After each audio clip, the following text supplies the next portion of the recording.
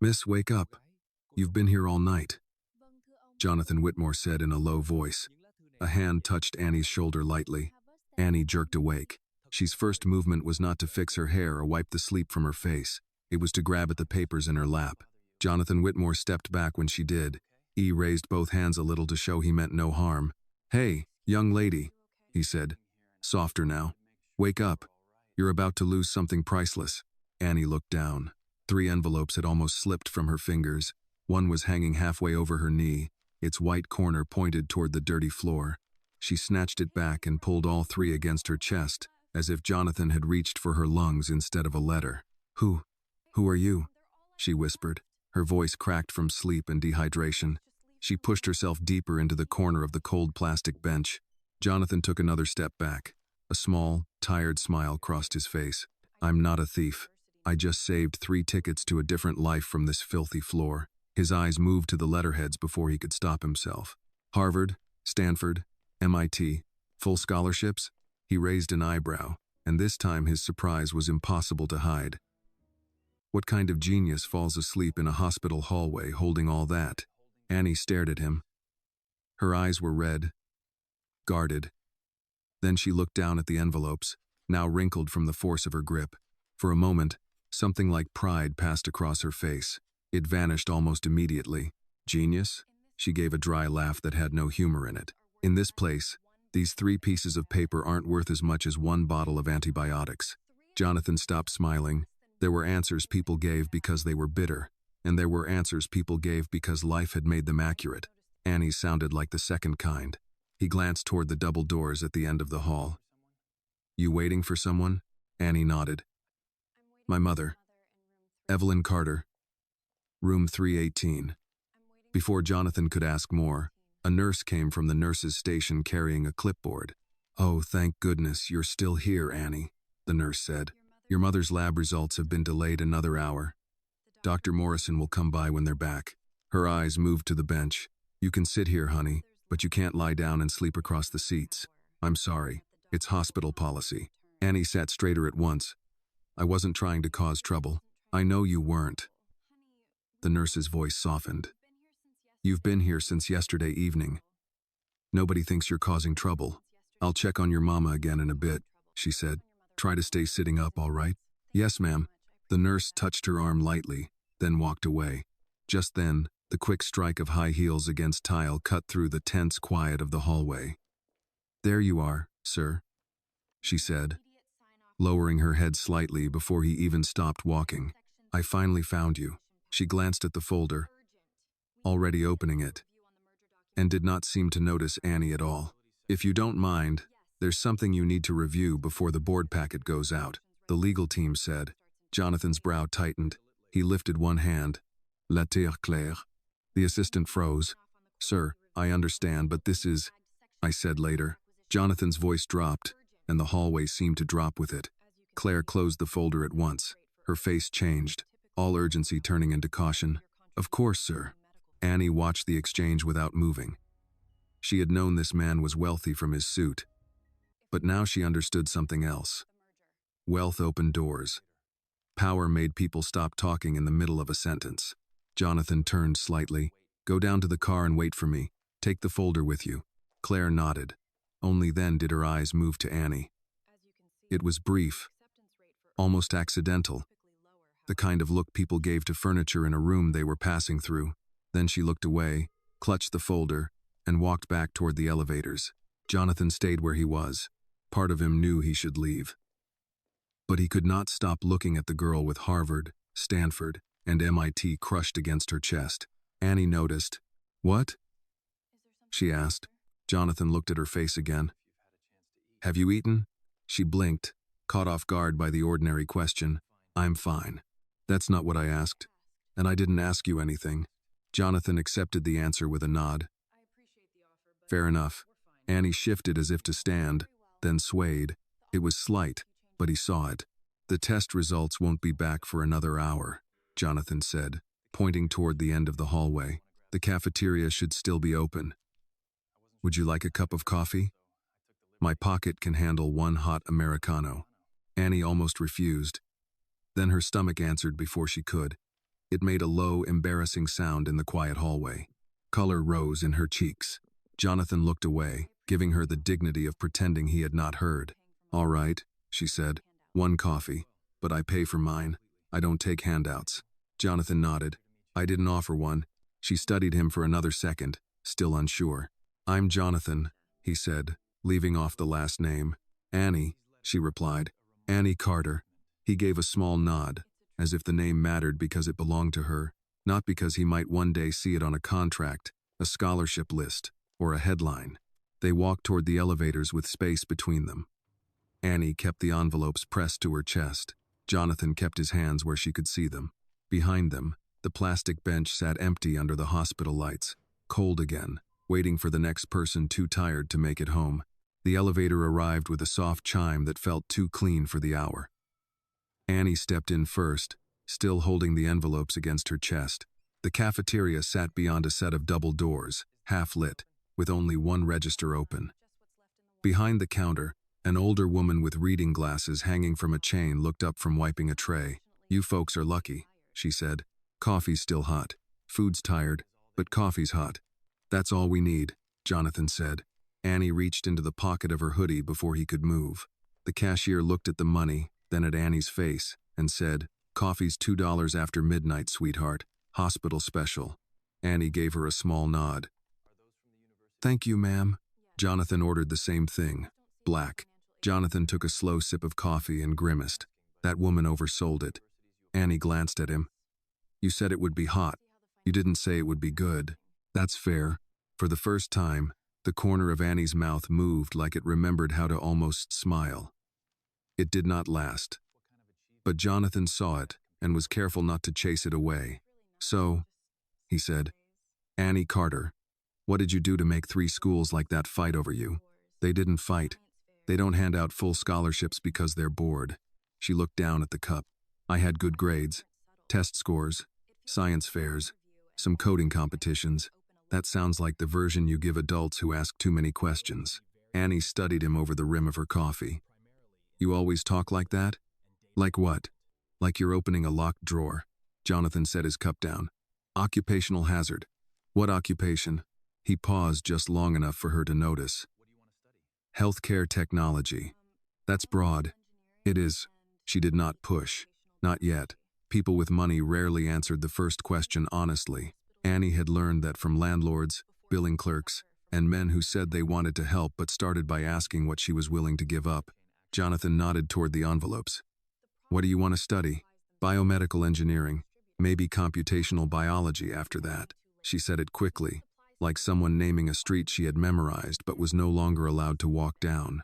"I want to build systems that help hospitals predict what they'll need before people suffer from what they don't have."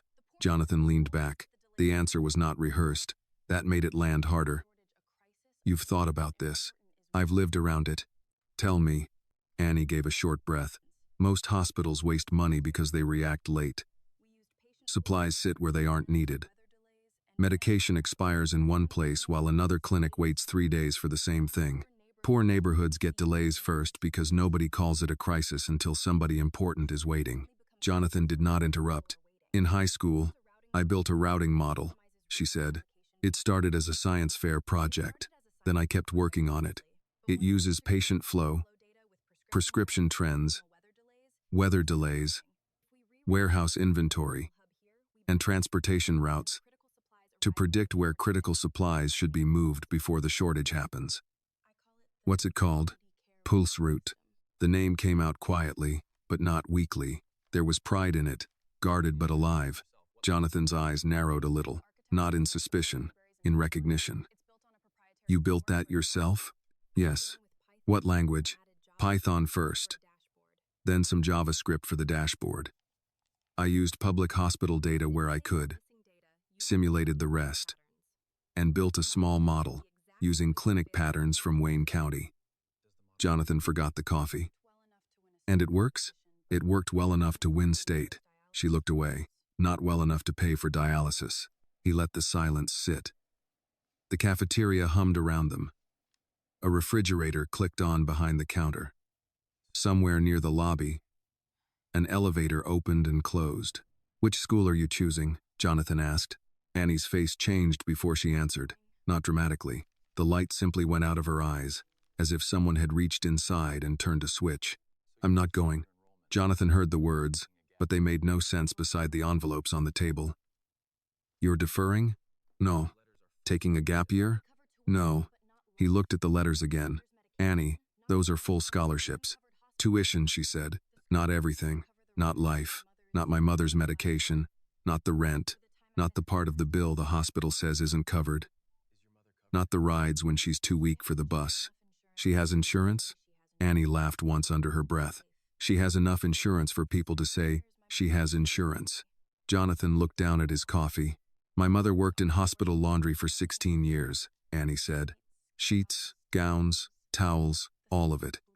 She used to come home smelling like bleach. Said it meant she had done honest work. Then her kidneys started failing. She kept working until her legs swelled so bad she couldn't get her shoes on. Annie rubbed her thumb over the edge of the MIT envelope. Now every week is a bill. Every month is a warning. Every phone call starts with someone saying they understand. Jonathan knew that phrase. He had heard it in customer service trainings, patient assistance scripts, public relations statements. We understand. It was the cheapest sentence in American healthcare. My mom keeps telling me to go, Annie said. She says she didn't raise me to sit in hospital hallways. But she says that from a hospital bed. So what am I supposed to do with that? Jonathan had no good answer. For once, he knew better than to reach for a bad one. Annie reached into her backpack and pulled out another folder, thinner than the college envelopes, printed on cheaper paper. She did not hand it to him. She only set it on the table between them. I got an offer for Pulse Route. Jonathan looked at the top page. From who? Brightpath Innovations.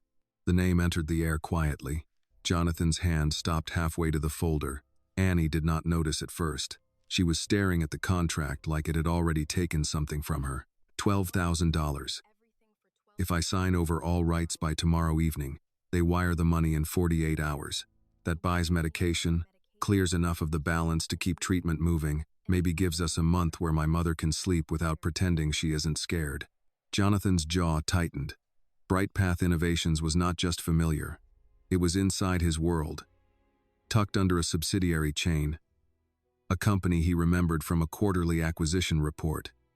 Efficient, low risk, high upside. That was how Richard Sloan had described it.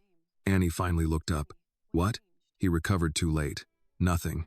No, that was something. Jonathan sat very still.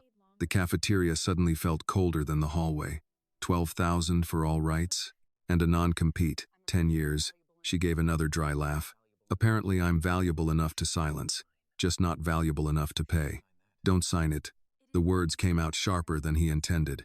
Annie's eyes hardened. That's easy to say when your mother isn't upstairs waiting on a number.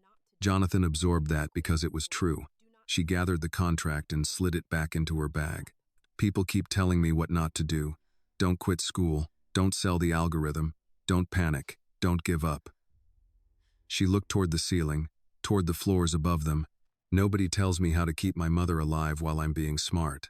If you can feel Annie's pain in this moment, please give this video a like. She is not just a girl holding 3 elite university letters. She is a daughter being forced to choose between her future and her mother's life. And if you're still watching Annie's story with us, comment where you're watching from. You never know. Someone near you may be watching this same story right now. Jonathan looked at the 3 letters, then at the girl across from him. A few hours ago, those envelopes had been curiosities. Now they were evidence. He said quietly, "Your mind belongs in a lab." Annie looked at him, tired beyond politeness. "Right now it belongs wherever my mother's bill says it has to be." A hospital announcement crackled through the ceiling speaker, calling Dr. Morrison to renal care. Annie stood so quickly her chair scraped the floor. "That's my mom's doctor." She grabbed the envelopes in her coffee, forgetting the lid. Some spilled over her fingers, but she did not flinch. Jonathan rose with her. "You don't have to come," she said. "I know," but he followed anyway, a few steps behind, carrying the napkins she had forgotten, while the name Brightpath beat in his mind like a warning he should have heard long before Annie Carter ever sat across from him in a hospital cafeteria. They reached the third floor with Annie half a step ahead, moving fast enough that Jonathan could see the effort in it. Her shoulders were squared, but her legs did not trust her. The coffee had spilled across 2 fingers, leaving a red patch near her knuckles. She wiped it once against her hoodie and kept walking. Dr. Helen Morrison stood outside room 318 with a tablet in one hand and reading glasses low on her nose. She was a small woman in her early 60s, gray hair cut short, the kind of doctor who did not waste movement because too many people were waiting for her. When she saw Annie, her face softened before her mouth did. "Annie," she said, "your mother is awake." Annie stopped. "Is it bad?" Dr. Morrison did not answer too quickly. That was how Annie knew it was not simple. Doctors had different silences. Some meant they were choosing gentle words. Some meant they were deciding how much truth a person could stand at that hour. "She's stable right now," Dr. Morrison said. "But the labs show her potassium is still higher than we want, and her creatinine is climbing again. We're adjusting medication, and she'll need dialysis this morning. I want to keep her at least another day." Annie looked through the small window in the door. Her mother was lying under a thin blanket, face turned toward the wall, one hand resting above the sheet. Even from outside, Evelyn Carter looked like a woman trying not to let her daughter see how tired she was. "How much?" Annie asked. Dr. Morrison's eyes flicked to Jonathan for the first time. She recognized him. Of course she did. Everyone in the building knew the man whose name was going on the new renal wing, but unlike the administrators downstairs, she did not straighten or smile. "Let's talk about the medical part first," she said. "That means it's a lot. It means I'm your mother's doctor, not the billing office." Annie gave a short nod, but her jaw tightened. "The billing office always finds me." Dr. Morrison said nothing because there was nothing false in it. She touched Annie's elbow. "She's been asking for you." Annie stepped into the room. Jonathan remained in the hall, but Dr. Morrison looked at him as if measuring whether he had the right to be there. He did not. He knew that. Still, something held him near the doorway. Inside, the room was small, with a curtain drawn halfway around the bed and a television mounted high on the wall with the sound off. A plastic bag of Evelyn's clothes sat on a chair. On the rolling table beside the bed were a cup of ice chips, a church bulletin folded open to a prayer list, and a stack of papers turned face down as if shame could be hidden by flipping it over. "Baby," Evelyn whispered. Annie crossed the room and took her mother's hand. "I'm here." "You ate?" Annie almost smiled. "You're in the hospital and you're asking me that?" That wasn't an answer. "I had coffee." Evelyn closed her eyes. "Lord, give me patience with this child." It was hot coffee. That does not make it food. Jonathan heard the exchange from the doorway and felt something twist in him. His mother had been dead for 14 years, but for a second he could hear her voice through Evelyn's. Not the words, exactly. The instinct. A mother could be weak enough to need machines and still worry whether her child had eaten. Evelyn opened her eyes and noticed him. Her gaze sharpened. Illness had thinned her face, but not her judgment. "Who was that?" Annie glanced back. "Jonathan. He bought coffee. I paid for mine," Annie added quickly, as if that mattered to her mother as much as it mattered to herself. Evelyn studied him. "Jonathan who?" Jonathan stepped just inside the room. "Jonathan Whitmore, ma'am." Something passed through Evelyn's face. Recognition, then restraint. She had seen his name on plaques and brochures, maybe on the television in the waiting room, when the hospital announced another donation, but she did not look grateful. She looked cautious. "Well," she said, voice dry, "that explains the suit at 3 in the morning." Jonathan accepted that with a small nod. "Yes, ma'am." Evelyn's eyes moved to Annie's chest, where the envelopes were still pressed tight. "You still carrying those letters around like a shield?" Annie looked down. "Mama, don't mama me." Evelyn shifted, wincing before she could hide it. Annie immediately leaned forward, but Evelyn squeezed her hand to stop her. "I asked you a question. They're just letters." "They are not just letters. They are the door I prayed over before it opened." Annie's face hardened in the way children's faces harden when love asks them to do something impossible. "A door doesn't help if I can't walk through it." "You can." "No, I can't. Not with you here." Evelyn turned her head on the pillow and looked at her daughter for a long moment. "Listen to me, Annie Carter. I worked laundry in this hospital for 16 years. I folded sheets until my hands cracked. I cleaned other people's stains. I came home smelling like bleach and heat and that old basement steam. I did that because I believed work was supposed to carry a child farther than it carried the parent. Annie's eyes filled, but she did not let the tears fall. You think I don't know what you did. I think you know it wrong. Evelyn's voice was weak, but there was iron in it. You look at my work and think it means you owe me your life. That is not what it means. It means I already gave you what I could, and now you are supposed to go. And if I go and something happens to you, something is already happening to me. The sentence landed hard. Even the monitor seemed louder after it. Annie looked away. Don't say that. It is the truth. We do not get to love each other by lying. Evelyn drew a slow breath. You are 18. You got letters from schools I have only seen on television. You built something on that old laptop that sounds like it belongs in a hospital boardroom, not on our kitchen table next to overdue bills. And you are sitting here trying to trade all of that for one more month of me sleeping easier. Annie wiped her face with the heel of her hand. What else am I supposed to do? Evelyn's fingers tightened around hers. Not disappear. Jonathan lowered his eyes. The word found him before he was ready for it. Disappear. He had spent years in rooms where people disappeared into categories: patients, consumers, users, labor, underserved populations, emerging markets. Words smooth enough to cover the person underneath. Annie pulled one of the envelopes free and laid it on the blanket. Harvard. Then another.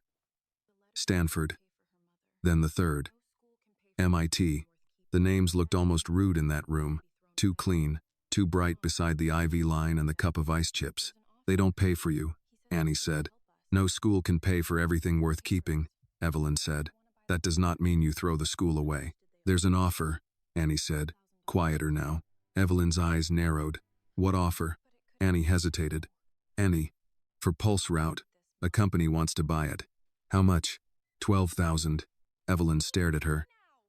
Then, with the little strength she had, she turned her face toward the ceiling. Jesus, it could help now. It could steal later. Mama, we need money now. Evelyn looked back at her. Who told you your mind was only worth the size of my bill? Annie had no answer. Her mouth trembled once, and she pressed it closed. Evelyn's voice dropped. Baby, if you sell your mind to save my body, neither of us will be free. The room went still. Jonathan felt the words move through him with a force no board presentation had ever carried. They were not dramatic. They were not polished. They were what truth sounded like when spoken by someone with nothing left to protect except the future of her child. Dr. Morrison stood in the doorway now. She had returned quietly, chart in hand, and had heard enough to know not to interrupt. Her gaze shifted from Evelyn to Annie, then to Jonathan. There was something in her eyes he did not like because it looked too much like accusation without needing to become one. Annie bent over her mother's hand. For the first time since Jonathan had found her on the bench, she looked exactly 18. I'm scared, she said. Evelyn lifted her free hand with effort and placed it on Annie's head. I know. I don't know how to do both. You are not supposed to carry the whole world just because the world keeps handing you pieces of it. Annie cried then, quietly, without covering her face. Evelyn stroked her hair the way mothers do when their hands have very little strength left but still remember the motion. Jonathan stepped back into the hall. He had no right to watch more. Dr. Morrison followed him out and pulled the door almost closed. She's brilliant, he said, because it was the safest true thing. Dr. Morrison looked at him. Yes, and that is not what makes this wrong. He said nothing. She should be choosing dorms and classes, the doctor continued. Instead, she's learning which medication her mother can skip without dying too quickly. That is not a failure of character. It is a failure of design. Jonathan looked toward the room. Through the narrow gap, he could see Annie's hand resting over the 3 letters. Dr. Morrison lowered her voice. People like you build wings. You put names on walls. That helps. Sometimes. But a hospital bill can bury a body. Sometimes it buries a future first. Jonathan felt the name Brightpath rise again in his mind. Efficient, low risk, high upside. He looked down at his hands. Hands that had signed acquisitions, pricing structures, distribution agreements. Hands that had never held those papers while a mother begged a daughter not to become the cost of keeping her alive. Inside the room, Evelyn coughed, and Annie reached for the water before the sound finished. Jonathan turned toward the elevators. He did not know yet what he would do, but he knew what he could no longer do. He could no longer pretend he had only met a tired girl in a hallway. By the time Annie got home, the morning had already turned gray. Detroit looked different after a night in the hospital. The houses on her block seemed lower, the sidewalks longer, the old maple trees tired of holding up their branches. A school bus hissed at the corner, taking children somewhere they still believed the day had room for them. Annie stood at her front steps for a moment with her backpack on one shoulder and the 3 college envelopes tucked under her arm, trying to remember when she had last walked through that door without counting something in her head. The house was small, 1 story, brick faded by weather and years of making do. Her mother had bought it with help from Annie's grandfather before the factories started closing and before every block seemed to lose one good family at a time. The porch rail leaned slightly to the left. A plastic chair sat near the door, the kind older neighbors used in summer to watch the street and call out to children by their full names when they were acting foolish. Mrs. Wilkes from next door was already outside in a robe and house slippers, sweeping leaves that would be back by noon. "You just getting in, baby?" Mrs. Wilkes called. "Yes, ma'am." "How's your mama?" Annie paused with the key in the lock. The honest answer was too heavy for the porch. "They're keeping her another day." Mrs. Wilkes stopped sweeping. "You eatin'?" Annie almost laughed. In her neighborhood, that question carried more love than any speech. "I'm about to." "That means no." Mrs. Wilkes pointed the broom at her. "I got oatmeal on the stove. Don't make me bring it over and embarrass you." "I'm okay, ma'am, thank you." "Child, okay is what people say when they don't want help." Mrs. Wilkes stared at her for another second, then softened. "I'll put some in a container. You can pretend you made it." Annie nodded because she did not have the strength to keep refusing. "Thank you." Inside, the house smelled faintly of laundry soap, old wood, and the lavender candle Evelyn lit every Sunday after church. The kitchen table was covered with the life Annie had been trying to keep from collapsing. Prescription bottles, a bus schedule, a half-empty box of saltine crackers, a calculator, hospital discharge instructions from the last visit, and a stack of bills turned face down as if that made them less real. She set the college envelopes beside the pill organizer and stood there looking at them. Harvard, Stanford, MIT. 3 doors on a table that also held a bottle of blood pressure medication they had stretched 2 days longer than prescribed. Her laptop sat near the sink, plugged into an outlet that sometimes sparked if the cord moved the wrong way. Annie opened it, waded through the slow startup, and clicked into the folder labeled Pulse Route Final, though nothing about it felt final. Code filled the screen, lines and logic she understood better than most adults understood their own excuses. She had built the first version at midnight on this same table while her mother slept in the next room, the dryer running in the basement because the noise helped Annie focus. Back then, it had been a science fair project. Then she started reading hospital supply reports, public health data, delays in clinic shipments, pharmacy shortages in Wayne County, weather interruptions, bus routes, refill patterns. She saw waste in one place and absence in another, and the distance between the two made her angry enough to build something. The doorbell rang before she could open the contract. Calvin Brooks stood on the porch holding a grocery bag in one hand and his phone in the other. He was 19, tall and narrow, with an old tiger's cap pulled low over his forehead. They had been friends since 7th grade, back when he beat her in a robotics challenge, and she spent the next 2 years making sure it never happened again. "My mom made food," he said. "Chicken, green beans, cornbread. She said if you don't take it, she's coming herself." Annie stepped aside. "Everybody's threatening me with food today. That's Detroit love. Take the plate or face consequences." He walked into the kitchen and stopped when he saw the table. His eyes moved from the bills to the envelopes to the laptop. He did not joke then. "You went back to that contract?" "I'm looking at it. That's not the same as not signing it." Annie pulled the chair out and sat. "Calvin." "No, don't Calvin me." He put the grocery bag on the counter and came around the table. "Bright Path is robbing you with stationery. You know that, right? They're offering cash in 48 hours. They're offering panic money. There's a difference." Annie opened the email. The contract appeared on the screen, black text on white pages, clean and polite and dangerous. "My mother needs medication. The hospital wants payment. The pharmacy doesn't accept potential. Pulse Route could be worth millions. Not today." She looked at him. "Today it's worth what someone will wire before my mother gets worse." Calvin leaned over the laptop, jaw tight. "Listen to what you just said." That's how they get people. They wait until the house is on fire, then offer to buy the land. Annie stared at the screen. You got a better offer hiding in that bag with the cornbread? He had no answer. That hurt them both. Her phone buzzed on the table. Unknown number. She almost ignored it, then remembered hospitals loved unknown numbers and fear answered before pride could stop her. Hello? Annie Carter? The man's voice was smooth, businesslike, almost warm. This is Mason Reed from Bright Path Innovations. I hope I'm not catching you at a bad time. Calvin mouthed. Don't. Annie turned away from him. I have a minute. Good. I wanted to follow up on our offer. Our review team remains very impressed with Pulse Route. For someone your age, the work is remarkable. For someone your age, she hated the phrase at once. Thank you, she said. That said, we do need to move quickly. The $12,000 offer is still available, but only until 5 p.m. tomorrow. After that, the budget may be reallocated. Annie closed her eyes. I understand. I also understand from your intake form that there are medical circumstances in your family. I'm sorry about that, truly. His pause was practiced.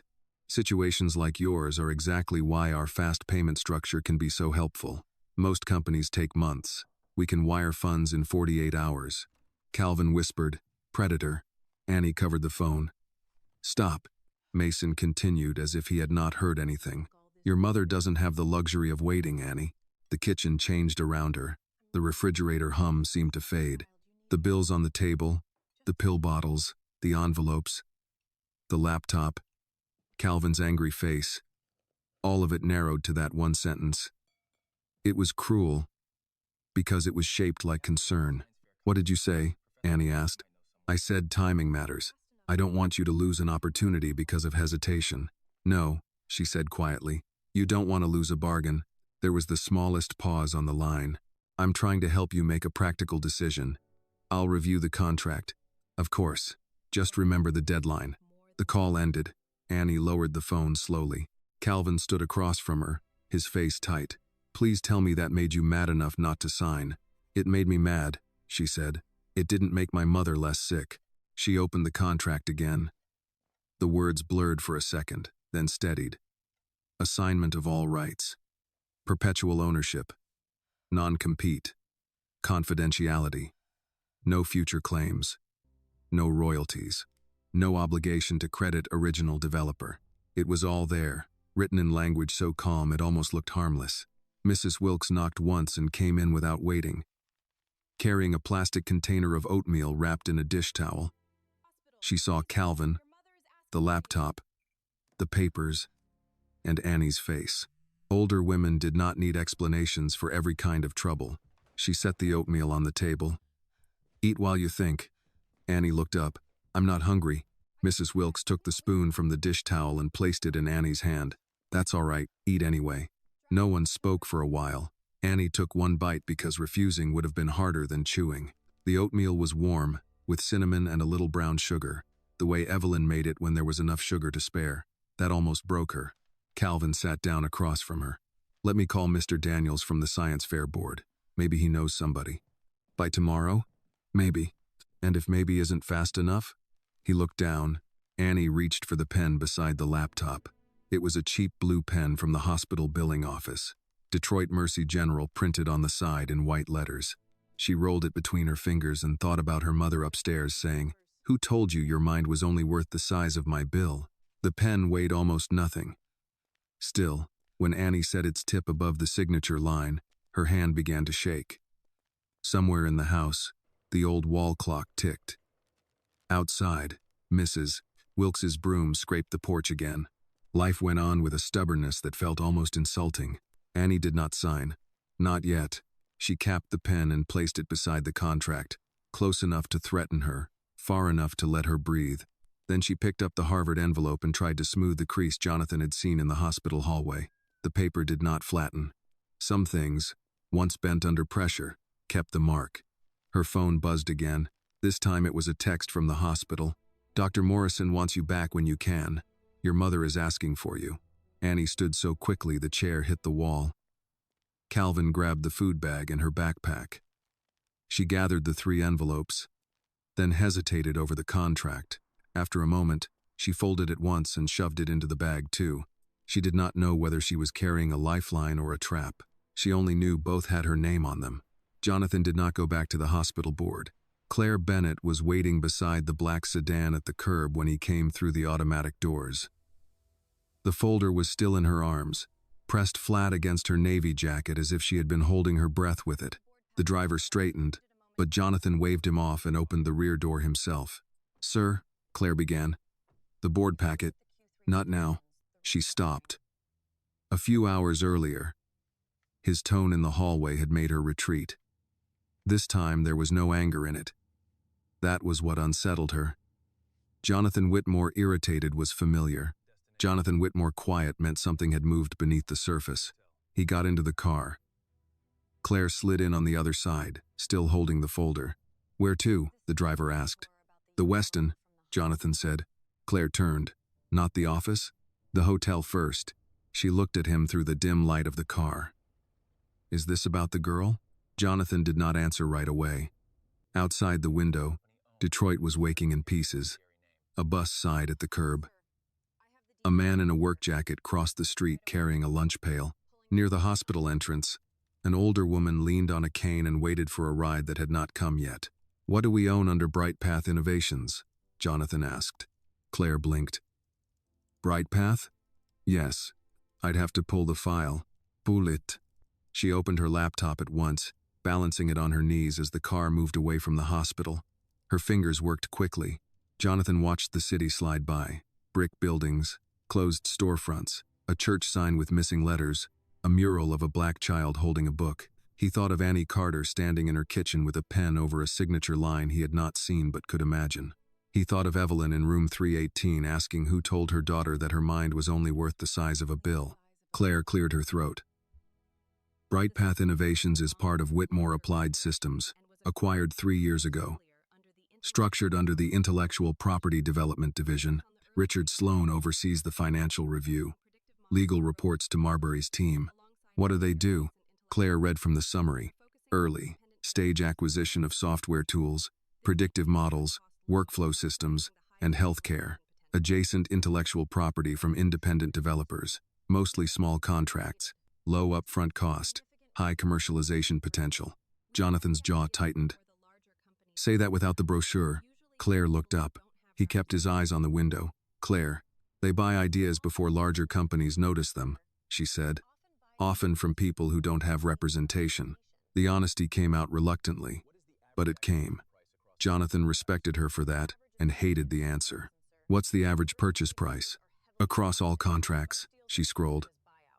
Looks like between $8,000 and $25,000 for early-stage tools. Some royalty structures, but mostly buyouts. Non-competes? Claire hesitated. Common. How long? 5 to 10 years. Jonathan closed his eyes for half a second. $12,000. All rights. 10 years. Apparently I'm valuable enough to silence. Just not valuable enough to pay. Send the full Bright Path acquisition history to my private drive, he said. Not the board folder. Mine. Yes, sir. And don't copy Sloan. That made her stop typing. Sir? He turned then. Did I ask something unclear? No. She returned to the laptop. I'll send it directly. At the hotel, Jonathan went straight to his suite without removing his coat. Claire followed him inside and placed the folder on the desk, but he was already opening his laptop. The room had a view of downtown Detroit, the kind hotels sold to men who wanted to feel near a city without having to hear it. Dawn was thinning the sky behind the buildings. Everything looked softer from up high. That had always been the danger. The Bright Path files arrived in batches. Contracts, acquisition memos, valuation notes, developer profiles. Jonathan opened the first spreadsheet and stared at the rows. Names, ages, zip codes, product descriptions, offer amounts, projected enterprise value. At the far right was a column labeled Strategic Upside. He scrolled. A 22-year-old from Cleveland. $9,000 for a medication adherence app. A community college student from Atlanta. $15,000 for a clinic scheduling model. 2 brothers from Newark. $18,000 for a home care logistics tool. A girl from Fresno, 19 Spanish surname, $12,000 for a bilingual patient intake system. Fast close. No counsel indicated. Full assignment. No royalty. Non-compete enforced. The words repeated until they stopped looking like language and started looking like fingerprints. Claire stood near the door, silent. Jonathan opened the newest intake report. There it was. Annie Carter, Detroit, Michigan, age 18. Product, pulse route, predictive medical supply routing model. Proposed purchase, $12,000. Rights, full assignment. Royalty, none. Restrictive covenant, 10 years. Urgency factors, family medical debt, pending college enrollment, immediate liquidity need. He read the last phrase twice. Immediate liquidity need. That was what they had called Evelyn Carter's failing kidneys. That was what they had called a girl sitting beside a hospital bed, choosing between her mother's medication and 3 college letters. Not fear, not love, not desperation. Liquidity. Jonathan stood so abruptly the chair rolled back and struck the wall. Claire flinched. Get Richard on the phone. It's barely 6. He'll answer. She called. He did.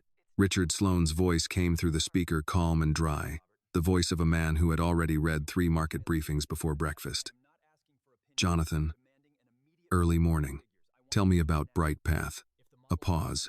Not long, but Jonathan heard the calculation in it. What specifically? All of it. Bright Path is performing well. Small line item, strong upside. It gives us access to early-stage innovation without the cost burden of venture incubation. We've discussed this. I'm asking what we do to the people we buy from. Richard gave a soft sigh. We offer liquidity to independent developers. Many of them would never commercialize otherwise. You mean they're poor? I mean they lack capital. You mean they don't have lawyers?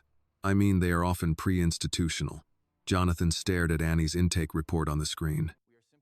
Pre-institutional. That's a clean word.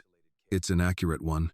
An 18-year-old girl in Detroit is about to sign away a medical supply algorithm for $12,000 because her mother is in renal failure upstairs at Mercy General. Another pause. Richard's voice cooled. I assume this is no longer hypothetical. No. Then we should be careful. Direct involvement could create exposure, especially if you've had personal contact. Jonathan almost laughed. Exposure. Not harm. Not injustice. Exposure. The risk, in Richard's mind, was not what had happened to Annie.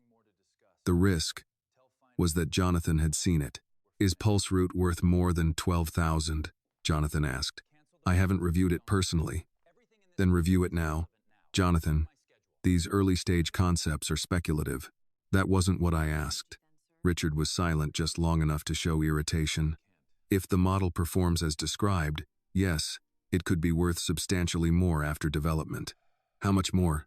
Potentially 7 figures. More if integrated into our distribution network. Claire looked up from her laptop. Jonathan sat slowly. And we were going to pay her $12,000. We were going to assume the risk of development. We were going to buy her panic. Richard's voice sharpened. That is not a useful way to frame a business transaction. It is if it's true. Jonathan, you're reacting to a story. I understand the emotional pull, but one girl in a hospital hallway cannot become the basis for corporate policy.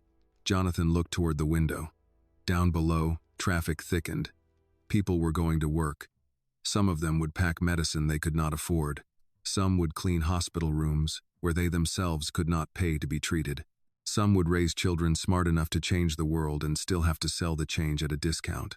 She's not one girl, Jonathan said. Then what is she? Jonathan looked back at Annie's file, at the phrase immediate liquidity need, at his company's logo on the top of the page. She's the first one I was close enough to see. Richard exhaled through the line. What do you want? Everything. Bright Path contracts for 5 years. Developer demographics. Non-compete enforcement. Revenue generated from acquired tools. Internal valuations versus purchase price. And I want renal pricing reports for Mercy General and all associated clinics. That's a wide request. Yes. For what purpose? Jonathan closed the laptop halfway, then stopped. Annie's name was still visible on the screen. To find out how many futures we've been calling growth. He ended the call before Richard could answer. Claire stood very still. Jonathan turned to her. Cancel breakfast. With the hospital donors? With everyone. And the board packet? Leave it. She nodded, then looked at him more carefully. "What are you going to do?" Jonathan did not answer because the truth was, he did not know yet. He only knew the old answer was no longer available. A check would be easy. A scholarship would be easy. Paying Evelyn Carter's bill would be easy. Easy was the language men like him used when they wanted to feel generous without becoming accountable. He opened the Bright Path report again. Rows of names filled the screen, each one smaller than the profit it had become.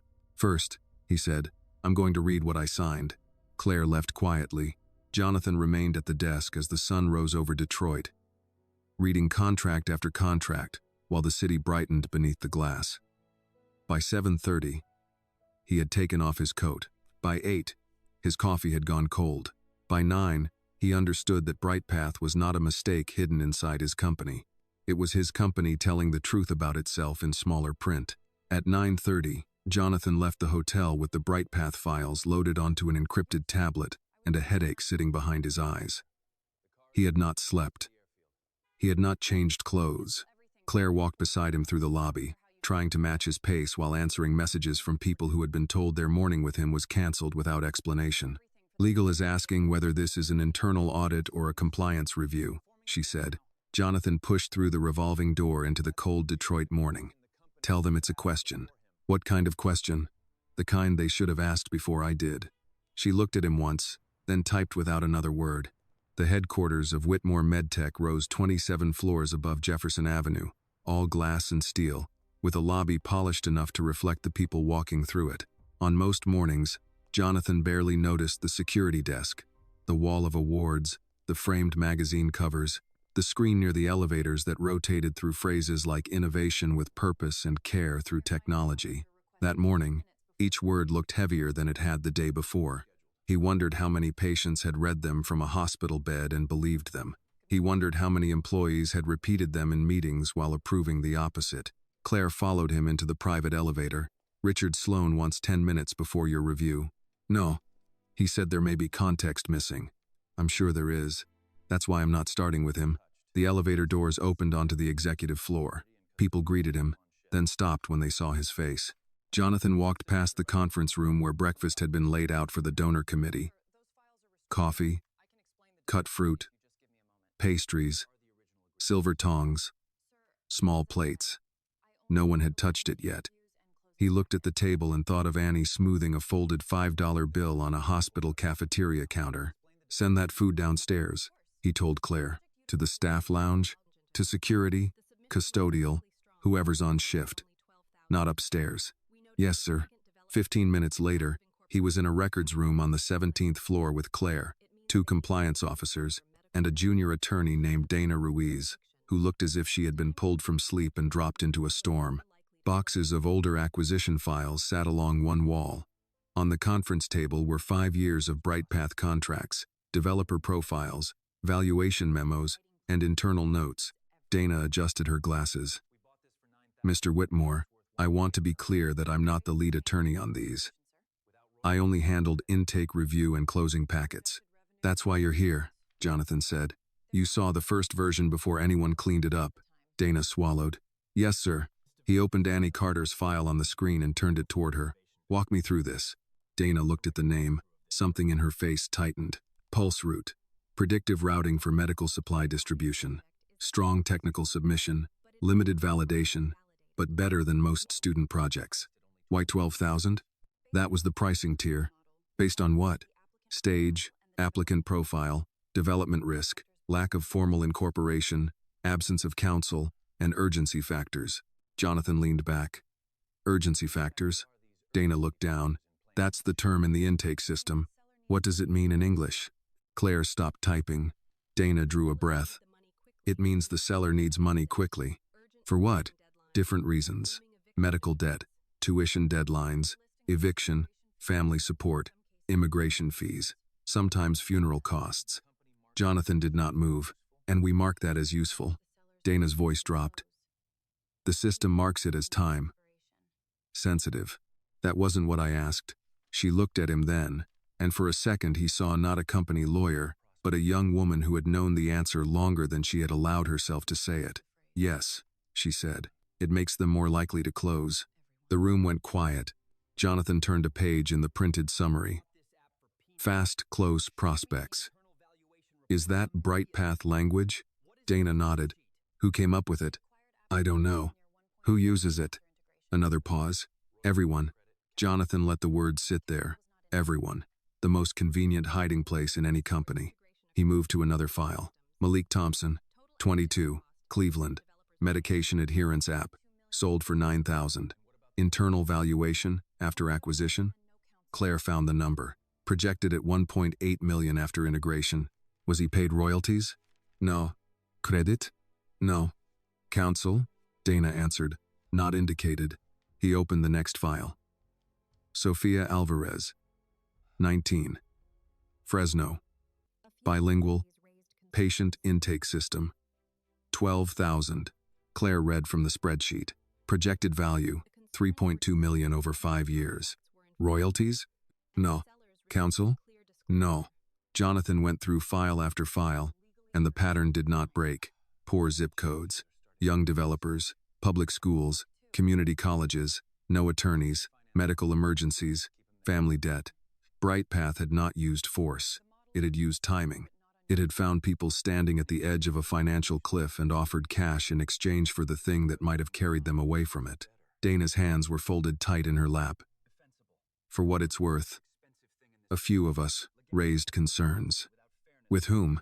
Marbury's office first, then finance. We were told the contracts were enforceable and that the sellers received clear disclosure. Did they understand what they were signing? Legally, yes. Jonathan looked at her.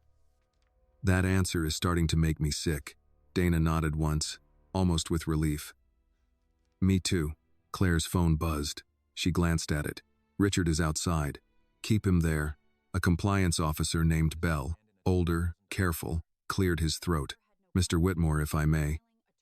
Brightpath's model is aggressive, but it's not unusual in the industry. A lot of early-stage acquisition works this way. Jonathan turned to him. Does that make it better? Bell hesitated. It makes it defensible. There it is, Jonathan said quietly. Bell's face reddened. Sir? The most expensive word in this building. Defensible. Not decent. Not fair. Not something we'd want done to our own children. Just defensible. No one answered. Jonathan opened Annie's technical appendix. The lines of summary were dense, but not unclear.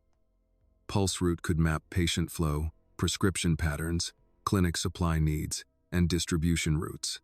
It could flag shortages before they happened and reroute inventory from overstocked locations to understocked ones. It could reduce spoilage, missed treatments, and emergency shipments. He had paid consulting firms millions to produce less practical thinking. How did this land in a $12,000 tier? He asked. Dana shook her head. Because she had no company, no patent filing, no attorney, and no leverage. The algorithm was evaluated as promising but vulnerable. Jonathan looked up. Vulnerable? That's the word in the scoring model. He almost laughed. We didn't score the product. We scored the person. Dana did not deny it. Claire looked toward the door again. Richard is insisting. Jonathan stood. Good. Let him insist. He gathered 3 files from the table. Annie Carter, Malik Thompson, Sofia Alvarez. Then he stopped and picked up the whole stack instead. Dana, he said, how many contracts like this? In 5 years? A little over 600. How many under 25? About 60%. How many with no counsel? Most. How many tagged with urgency factors?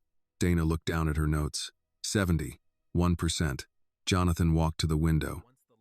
From the 17th floor, Detroit looked manageable, laid out in blocks and traffic lines. From far enough away, every city looked as if someone had designed it with care. He knew better now. Some things only appeared orderly because the people hurt by the order were too far below to be heard. He turned back. I want everyone reviewed, not by Marbury's team, outside counsel, independent. I want demographic breakdowns, payment comparisons, internal valuations, enforcement history, and every communication where urgency was used to pressure a seller. Bell shifted. That could create discoverable material. Jonathan looked at him. Then we'd better make sure what it discovers is the truth. The door opened before Bell could respond. Richard Sloane stepped in without waiting to be invited, silver hair neat, suit perfect, expression composed. His eyes went to the files in Jonathan's hands, then to Dana, then to Claire.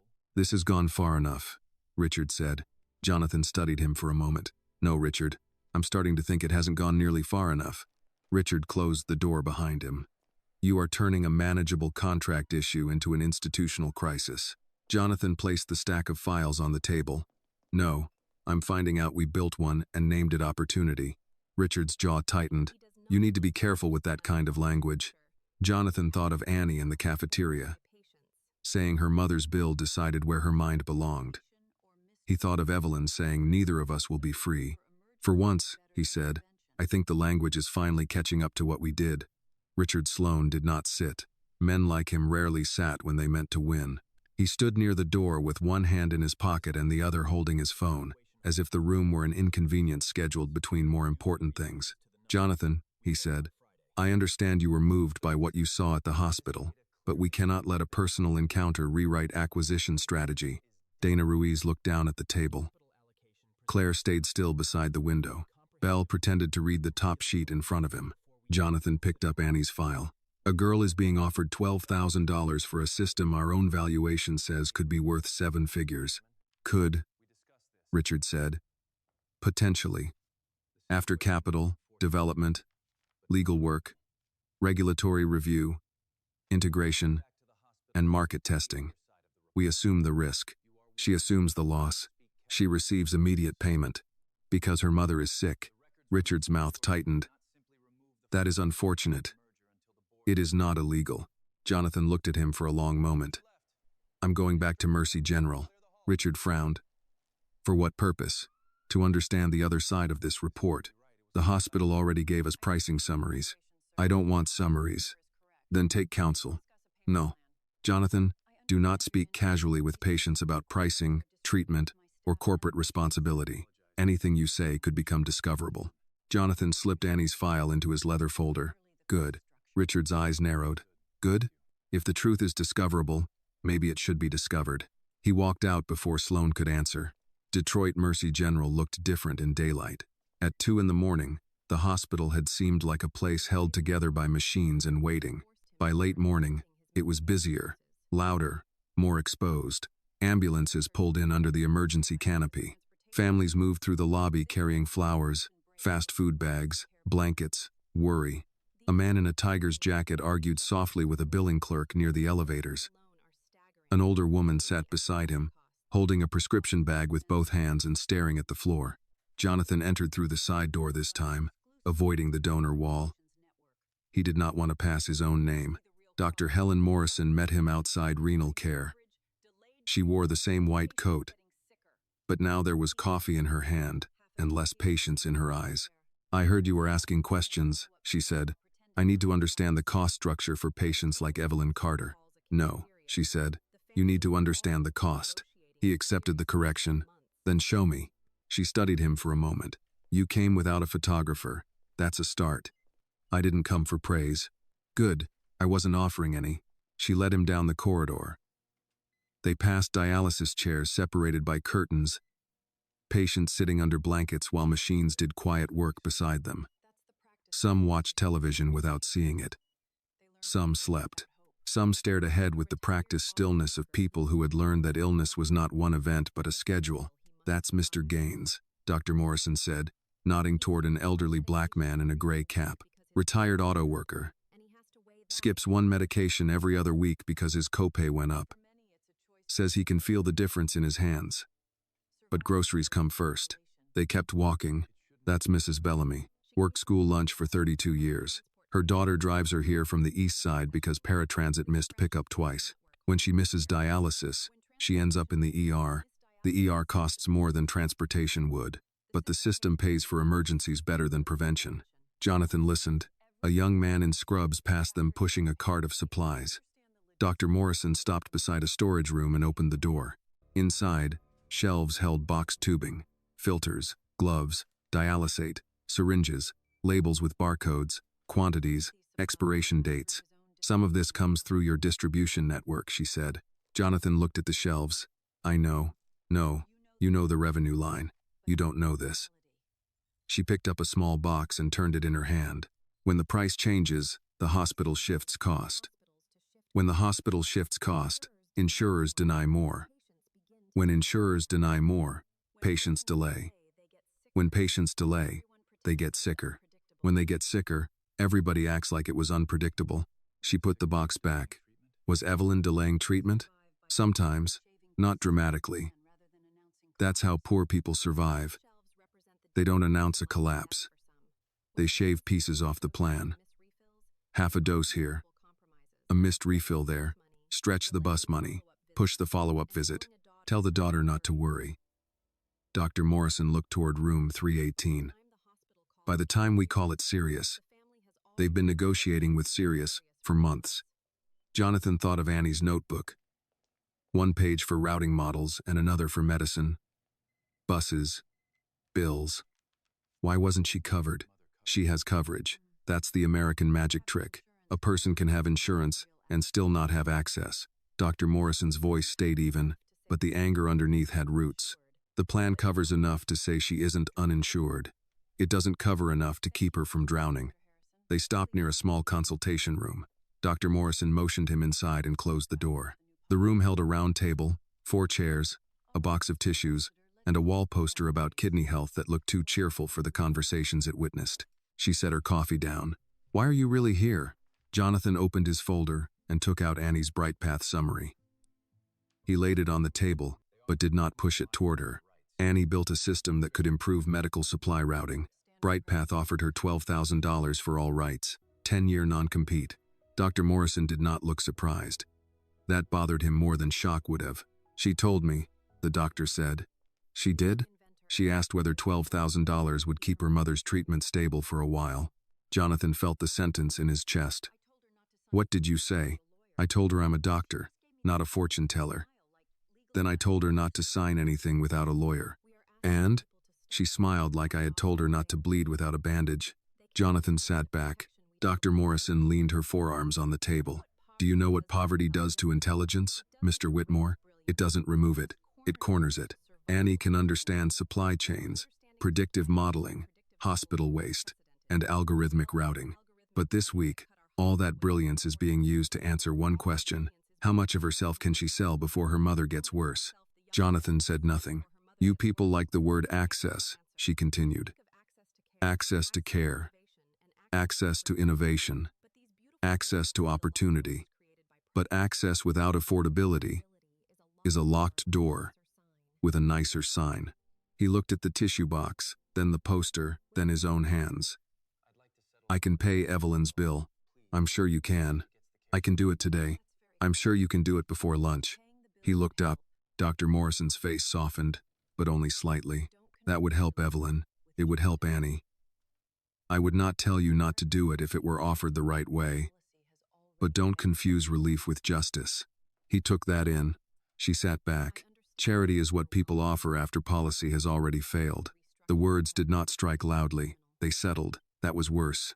Loud things could fade. Settled things stayed. Jonathan looked through the glass panel in the door. Across the hall, Annie had returned to her mother's room. She was standing beside the bed with her backpack still on, one hand resting on Evelyn's blanket. She looked smaller in daylight, not younger exactly, but more visibly tired. Calvin stood near the wall holding a grocery bag, unsure whether to leave or stay. Evelyn was awake, watching her daughter with a mother's helpless pride. "What happens if Annie leaves for school?" Jonathan asked. "Evelyn will tell her to go. Annie will try. Then every bill, every bad lab, every missed call will pull her back by the throat. And if she doesn't go?" Dr. Morrison looked at Annie through the glass. "Then one day she'll be 35, explaining to some other bright child why dreams are expensive, and she'll do it kindly, because bitterness takes energy she won't have left." Jonathan closed the folder. "I want the actual pricing records for renal medication and supplies tied to this hospital. You'll need authorization. I'll get it. You'll also need someone willing to tell you what the records mean." He met her eyes. "Will you?" Dr. Morrison picked up her coffee and took one slow sip. "I'll tell you what they mean. I won't help you make it sound better." "Good." "No," she said, standing. "Not good. Necessary." Outside the consultation room, Annie looked up as Jonathan stepped into the hall. For a second, their eyes met. She did not wave. She did not smile. She only looked at him as if trying to decide whether he was another man passing through her crisis or someone about to become responsible for what he had seen. Jonathan had no answer he could give her yet, so he gave her the only honest thing he had. He looked away first, not from shame alone, but because he knew shame was useless unless it learned to move. Jonathan left Mercy General with Dr. Morrison's words still working under his skin. Relief was not justice. Charity was what people offered after policy had failed. By noon, those sentences had followed him through 3 calls, 2 canceled meetings, and 1 silent ride across Detroit to a place he had not visited in almost 2 years. Whitmore Pharmaceutical Distribution Center sat near the edge of the city, a long gray building behind a chain-link fence, with loading bays cut into one side like open mouths. Trucks idled along the dock. Men and women in reflective vests moved between pallets, scanners, and shrink-wrapped boxes marked with hospital names. The sign at the entrance carried his company's logo and a slogan Jonathan had approved years ago without much thought, delivering care where it's needed most. He stood in the parking lot and read it twice. Claire got out beside him, tablet in hand. Operations says they weren't expecting you. That was the point. A security guard hurried from the front desk when they entered. Mr. Whitmore, sir. We didn't get notice. I know. Jonathan signed the visitor log himself. Who's managing this shift? Mrs. Alvarez, sir. I'll call her. No need. I'd rather walk. The guard looked uncertain, but Jonathan was already moving toward the warehouse floor. The first thing that hit him was the sound. Conveyor belts, forklifts backing up, scanners chirping, tape guns ripping across cardboard, ventilation fans pushing stale air from one end of the building to the other. Above it all, the lights shone white and flat, making everyone look a little more tired than they probably wanted to admit. A supervisor in a red vest came quickly toward him. She was in her 40s. Hair pulled back. Radio clipped to her shoulder. Mr. Whitmore. Elena Alvarez. I wish someone had told us you were coming. Then I would have seen what you prepared for me, Jonathan said. I need to see what you don't prepare. Elena glanced at Claire, then back at him. All right. Where do you want to start? With the people? She gave a short nod, the kind that said she respected the answer but did not yet trust the man giving it. She led him down the main aisle. Workers moved with practiced speed, scanning labels and stacking boxes for hospital routes across Wayne County. Jonathan saw renal medication, dialysis filters, tubing, syringes, gloves, lab kits. He saw the same supplies Dr. Morrison had shown him that morning. But here they were not beside patients. They were inventory. How many on this shift? He asked. 46. How many full-time? Elena hesitated. Depends how you define it. Jonathan stopped walking. She exhaled. 14 full-time. The rest part-time. How many hours? Most are scheduled 27 to 28 a week. Claire looked up from her tablet. Jonathan kept his eyes on Elena. Why? You know why? He did. That was the shame of it. 30 hours changed a worker's category. 30 hours meant benefits, eligibility, cost. 27.5 meant flexibility. That was the word used upstairs. Flexibility. It sounded better than saying a person could work almost enough to qualify for help, but not quite. Who wants more hours? He asked. Elena looked around the floor. Most of them. And we don't give it. No, sir. Why not? This time she did not soften it. Because the scheduling system flags them before they cross the line. They continued toward the packing stations. A woman in her late 50s stood at table 6, placing renal medication into insulated shipping containers with cold packs. She worked without wasted motion, scanning, checking, sealing, sliding the package down the belt. Her name tag read, Marlene Jackson. Elena lowered her voice. Marlene's one of our best. Been here 5 years. Part-time? 28 hours. Jonathan stepped closer. Miss Jackson? Marlene looked up. Her eyes flicked to Elena, then to Jonathan's suit. She understood hierarchy before anyone named it. Yes, sir? I'm Jonathan Whitmore. I know who you are. There was no admiration in it. No rudeness either. Just the same flat recognition Annie had given him in the hospital. Jonathan was beginning to understand how often his name arrived in a room before he did. Can I ask you something? You can ask. Do you want more hours? Marlene sealed another box. I've asked for more hours 3 times. What happened? They told me there wasn't room in the schedule. Then they hired 6 more part-timers. Elena looked down. Jonathan let that land. Do you have health coverage here? Marlene gave a small laugh. No, sir. I'm not full-time enough to get sick. Claire stopped typing. Marlene glanced at the box in front of her. My husband's got kidney trouble. Not as bad as some, but bad enough. Some of what I pack here goes to clinics like the one he uses.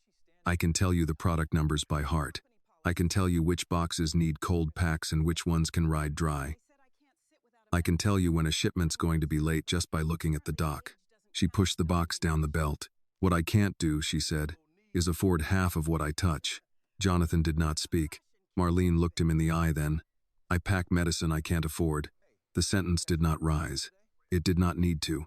It sat between the beeping scanners and moving belts like something solid enough to trip over. How long has that been true? Jonathan asked.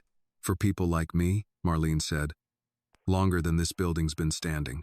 Elena shifted but did not interrupt. Jonathan looked at the work table. There was a stool pushed under it, unused. Can you sit during your shift? Not unless there's a medical note. Do you have one? My knees hurt. That's not a note. That's age. A man at the next station, maybe 60, muttered. Amen to that. Marlene gave him a look. Hush, Gerald. Gerald grinned and kept packing.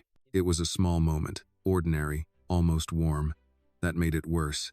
These people had built humor inside a system that kept them just below help. They called each other honey, sir, ma'am, brother. They shared cough drops and bus schedules. They knew whose daughter was pregnant, whose rent went up, whose car would not start. The company called them labor units. They called each other by name. Jonathan walked to the break room next. It was too small for 46 people. 6 plastic chairs, 1 microwave, a vending machine, a bulletin board with safety reminders, and a coffee maker stained brown around the pot. On the table sat a lunch bag with a banana, crackers, and a folded napkin. Someone had written Dad on it in blue marker. How long are breaks? Jonathan asked. 15 minutes, Elena said. How many can eat in here at once? She looked at the 6 chairs. You can count. Claire's phone buzzed. She checked it and stepped closer. Richard Sloan is asking why you're at the distribution center. Jonathan looked through the break room window at Marlene packing medicine. Tell him I'm learning what our margins look like in work shoes. Claire typed the message, then hesitated. Exactly that? Exactly that. On the way back across the floor, Jonathan stopped beside a shipment, labeled for Detroit Mercy General. Renal care. Morning delivery. He touched the edge of the box but did not lift it. Somewhere across the city, Evelyn Carter was waiting for medicine that had passed through hands like Marlene's. Somewhere in Annie's backpack, a contract waited to buy the tool that might make this whole system waste less and serve better. And all around him were people moving care through a company that had not cared enough to give them 30 hours. Outside, a truck backed into the loading bay with a long mechanical beep. Jonathan turned to Elena. I want the scheduling records for the last 5 years. Hour caps, benefit eligibility, denied requests for full-time status, turnover, injuries, all of it. Elena studied him. You really want all of it? Yes. It won't look good. Jonathan glanced once more at Marlene, who was sealing another box with steady hands. I'm starting to think looking good is how we avoided doing good, he said. Elena nodded slowly. For the first time, she seemed less cautious, not convinced, but willing to wait and see. As Jonathan walked back toward the exit, the slogan above the door caught his eye again, delivering care where it's needed most. This time he knew the sentence was unfinished. Care was needed here too.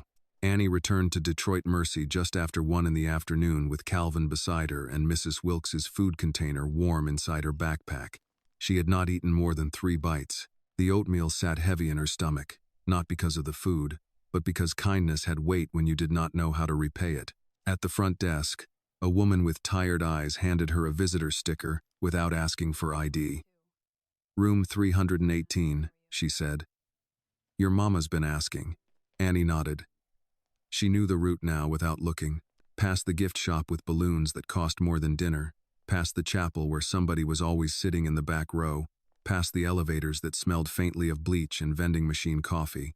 Calvin stayed half a step behind her, holding the grocery bag his mother had packed. He was trying not to act worried. Annie appreciated the effort and hated that he had to make it. Evelyn was awake when they entered, sitting higher in the bed than she had been that morning. Dr. Morrison had ordered dialysis, and the treatment had taken some of the gray from her face but none of the tired from her eyes. "There's my baby," Evelyn said. Annie leaned down and kissed her forehead. "You look better." "I look expensive." Calvin made a small sound like he wanted to laugh but knew better. Evelyn turned her head toward him. "Calvin Brooks, don't stand there like a stranger. Come say hello." "Yes, ma'am." He stepped forward and bent so she could pat his cheek. "You still too skinny." "My mom says the same thing." "Your mama is correct." For a minute, the room held something almost normal. Calvin unpacked the food. Annie found a plastic fork. Evelyn insisted Annie eat first, and Annie pretended to obey by taking a piece of cornbread and breaking it into smaller pieces. Evelyn saw through it but let the lie pass. Mothers kept some arguments for later because they knew later was not promised. A knock came at the door. It was not Dr. Morrison. A woman from patient accounts stood there with a folder held against her chest. "Miss Carter?" she said. Annie rose before her mother could answer. "I'm Annie." The woman glanced at Evelyn, then back at Annie. "Could we speak outside for a moment?" Evelyn's eyes narrowed. "If it's about money, you can say it in here." "I'm sick, not deaf." The woman flushed. "Mrs. Carter, I understand. It's just—" "No," Evelyn said. "You people always understand. Then you hand my child a paper." Annie touched her mother's arm. "It's okay. I'll be right outside." "It is not okay," Evelyn said, but her voice was too weak to chase Annie into the hall. The woman led Annie 3 steps away from the door, as if distance made numbers less cruel. Calvin came out behind her and leaned against the wall. "There's been a review of your mother's coverage," the woman said. "Some portions of the medication adjustment and extended observation may not be fully covered under her plan." "How much?" "We don't have the final amount yet." Annie looked at the folder. "How much do you need now?" The woman hesitated. She was not unkind. That made Annie angrier in a tired way. Kind people could still carry bad news for a system that had learned to keep its own hands clean. To keep the account in good standing, a partial payment of $2,800 would help prevent delay in processing assistance. Calvin straightened. "Processing assistance? You're asking for money so she can be considered for help?" The woman looked at him, then back at Annie. "I know how that sounds." "No," Annie said. "You know exactly how it sounds. That's why you lowered your voice." The woman's face tightened, not with offense, but with shame she had no permission to act on. "I'm sorry," Annie almost said. "Don't be. It wasn't your fault." But she was tired of protecting the feelings of people delivering harm politely. "I'll figure it out," she said. The woman handed her a sheet of paper. Annie did not look at it right away. She already knew the shape of it. Due dates, balance, patient responsibility, contact number, the language of a country that could turn fear into a form. When the woman left, Calvin whispered, "We'll call the church. My mom knows people." "Calvin, I'm serious." "So am I." Annie folded the paper once and slid it into her backpack. "People can pass a plate on Sunday. They can't pass $2,800 by tonight." Her phone buzzed before he could answer. Unknown number again. She knew. She answered anyway. "Annie," Mason Reed said, warm as a radio host. "I hope your mother is doing better. What do you want?" A small pause. "I wanted to improve our offer." Calvin mouthed no again, sharper this time. "We understand your circumstances are urgent," Mason continued. "After speaking with my review team, we can increase the purchase amount to $20,000. Annie closed her eyes. $20,000. Not enough to change a life. Enough to keep one from collapsing this week. Enough to pay the hospital, refill prescriptions, cover rent, maybe buy her mother 1 month without pretending sleep was rest. "What's the catch?" she asked. "No catch. The terms remain largely the same, with a confidentiality provision added. Standard language. You agree not to discuss the terms, valuation, or transfer process with outside parties. Why? To protect both sides. To protect you. To protect the opportunity," Mason said. Annie leaned against the wall. The hospital corridor seemed to lengthen in both directions. Do I still lose all rights? You receive immediate compensation. That wasn't what I asked. A pause. Yes. Full assignment. 10-year non-compete? Yes, but that's standard. No royalties? Annie, at this stage, royalties would be premature. No credit. Credit can be discussed after development, but the acquiring entity needs flexibility. She laughed once. It surprised even her. You want my work, my silence, and my name off the door. I want to give you $20,000 within 48 hours. My mother needs $2,800 today. Then this solves that. The sentence hung there. Not false. Not fair. That was the worst part. Mason's voice softened. Listen, Annie, I don't want you to miss this window. Your mother's condition sounds serious. A hospital doesn't wait for a teenager to become a founder. Calvin stepped toward the phone.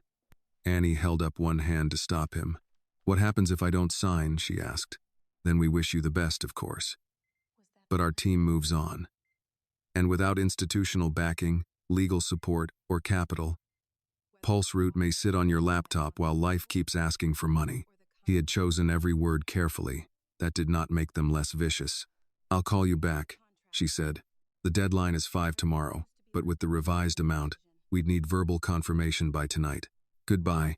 She ended the call and stood with the phone in her hand. Calvin stared at her. He's cornering you. He knows. Then don't let him. Anishchan. 3-8. I don't know how to save her and myself at the same time, Annie said. Calvin's face changed. He had known her since middle school, had watched her beat older kids in coding rooms, had seen teachers call her gifted like the word explained anything. He had never heard her sound that young. He lowered his voice. Maybe you're not supposed to do it alone. People keep saying that. Annie pulled the hospital paper from her backpack, then the Bright Path contract, then the 3 college envelopes. She held them all against her chest the way she had on the bench. But when it's time to sign something or pay something, my name is the one on the line. Inside the room, Evelyn called weakly, Annie? Annie wiped her face before turning. She had not realized she was crying. I'm coming, Mama.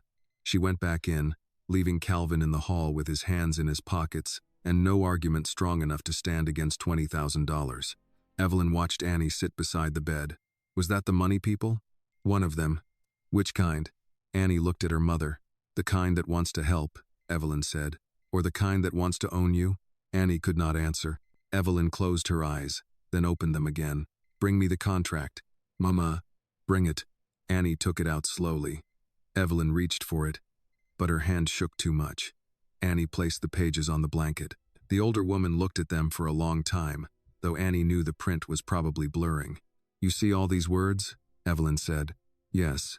They're dressed up nice, but I know a chain when I see one. Annie pressed her lips together. I want to live, Evelyn said. Don't you dare think I don't. I want to sit in my kitchen again and complain about the neighbor's dog.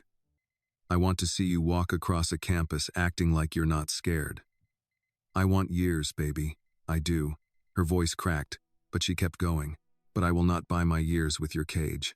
Annie bent forward, pressing her forehead to the edge of the bed. A message buzzed on her phone. Mason read, we can prepare documents tonight. 20,000, 48-hour wire. This is the best path forward. Annie stared at the words until they blurred. Then another message came in, from Calvin. Don't answer him yet. Annie placed the phone face down. For the next hour, she sat beside Evelyn while the machines kept their steady rhythm and the contract waited in her backpack like a loaded thing. She did not sign. She did not refuse. She simply stayed there, trapped between a mother who wanted her free and a world that kept naming the price. By 4 o'clock, Jonathan was back on the 27th floor of Whitmore MedTech, with the warehouse still in his clothes. He had changed neither his suit nor his expression. The scent of cardboard and cold packing gel seemed to follow him into the conference room. Where the air was filtered, the water bottles were aligned, and the long table shone under recessed lights. Richard Sloan was already there. He sat at the far end with a folder open in front of him.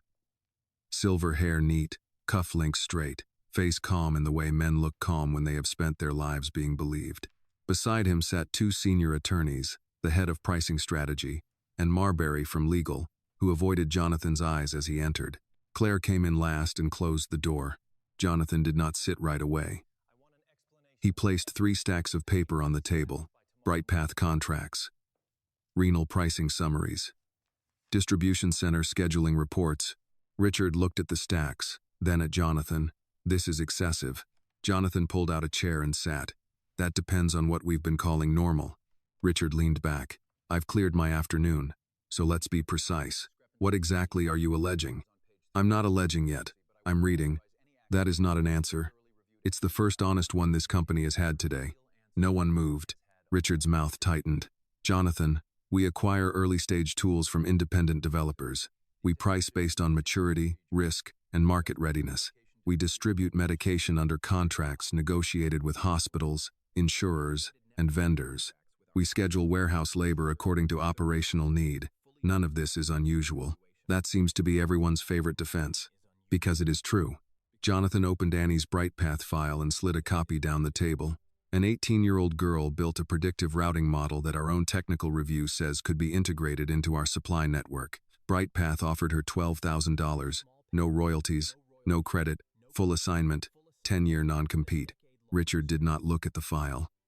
If this is about Annie Carter, we should involve outside counsel before discussing specifics. It became about Annie Carter because she was the one I met. The files say she's not the only one. Marbury cleared his throat. Mr. Whitmore, from a legal standpoint, these agreements were disclosed clearly. Sellers signed voluntarily.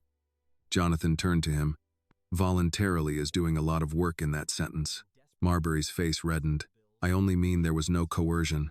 No one put a gun on the table. We just waited until there was a hospital bill, an eviction notice, a tuition deadline, or a sick parent, then called the pressure and urgency factor. Richard's voice stayed even. That phrase is used for timing, not pressure. It is used to price desperation. The head of pricing strategy shifted in his seat but said nothing. Jonathan opened another file. Malik Thompson, Cleveland. Medication adherence app, $9,000. Internal projected value after integration, $1.8 million.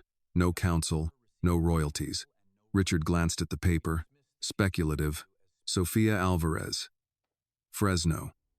Bilingual intake system, $12,000. Projected value, $3.2 million over 5 years. No counsel, no credit. Again, projection is not value. Annie Carter, Detroit. Pulse route, $12,000. Potential 7 figures. Urgency factor, family medical debt. Jonathan looked at Richard. Her mother is upstairs at Mercy General wondering if her daughter is going to sell her future to keep treatment moving.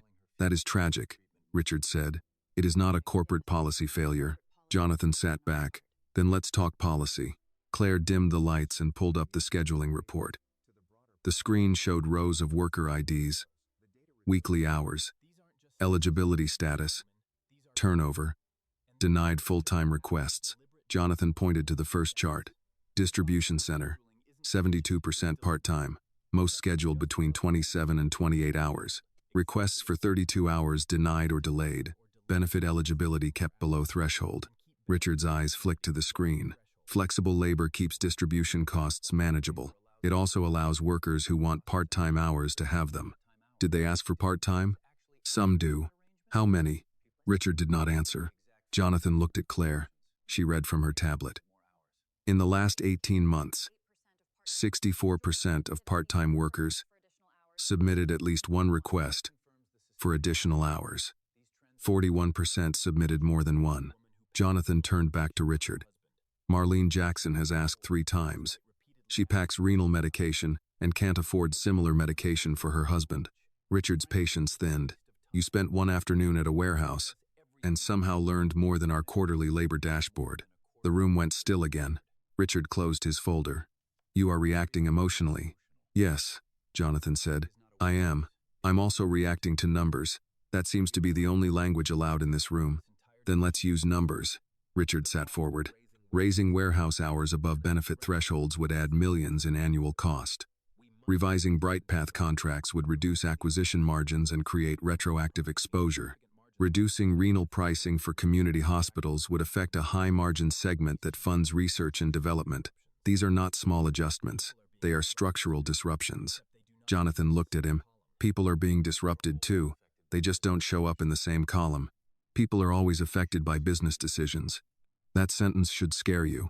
It should sober you. Richard's voice sharpened at last. You built this company because you understood scale. Scale requires discipline. Discipline means you cannot redesign strategy every time a sad story reaches your desk. Jonathan's eyes lifted. Richard saw the shift and pressed on. You saw one exhausted black girl in a hallway. And now you want to dismantle an entire revenue model? The words landed harder than Richard intended, not because they surprised Jonathan, but because they revealed the clean cruelty underneath everything else. One exhausted black girl, as if Annie were a distortion in the data, as if her race, her age, her fatigue, and her poverty were reasons to minimize her instead of reasons to pay closer attention. Claire looked down. Marbury stopped breathing for a second.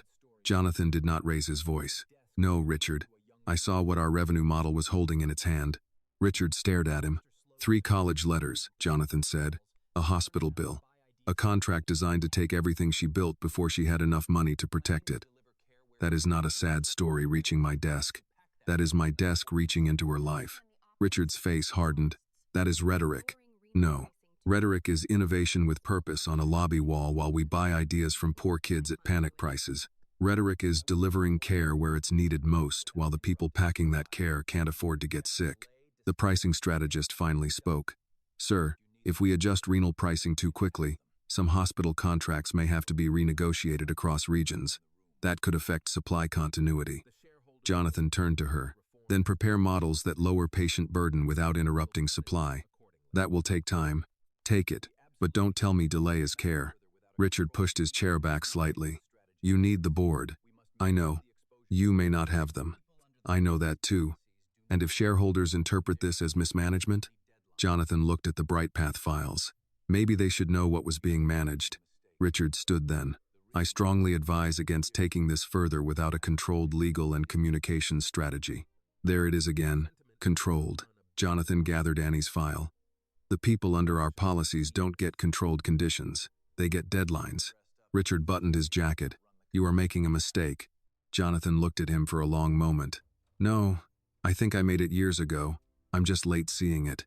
Richard walked to the door, then stopped with his hand on the handle. Sentiment does not run a billion-dollar company.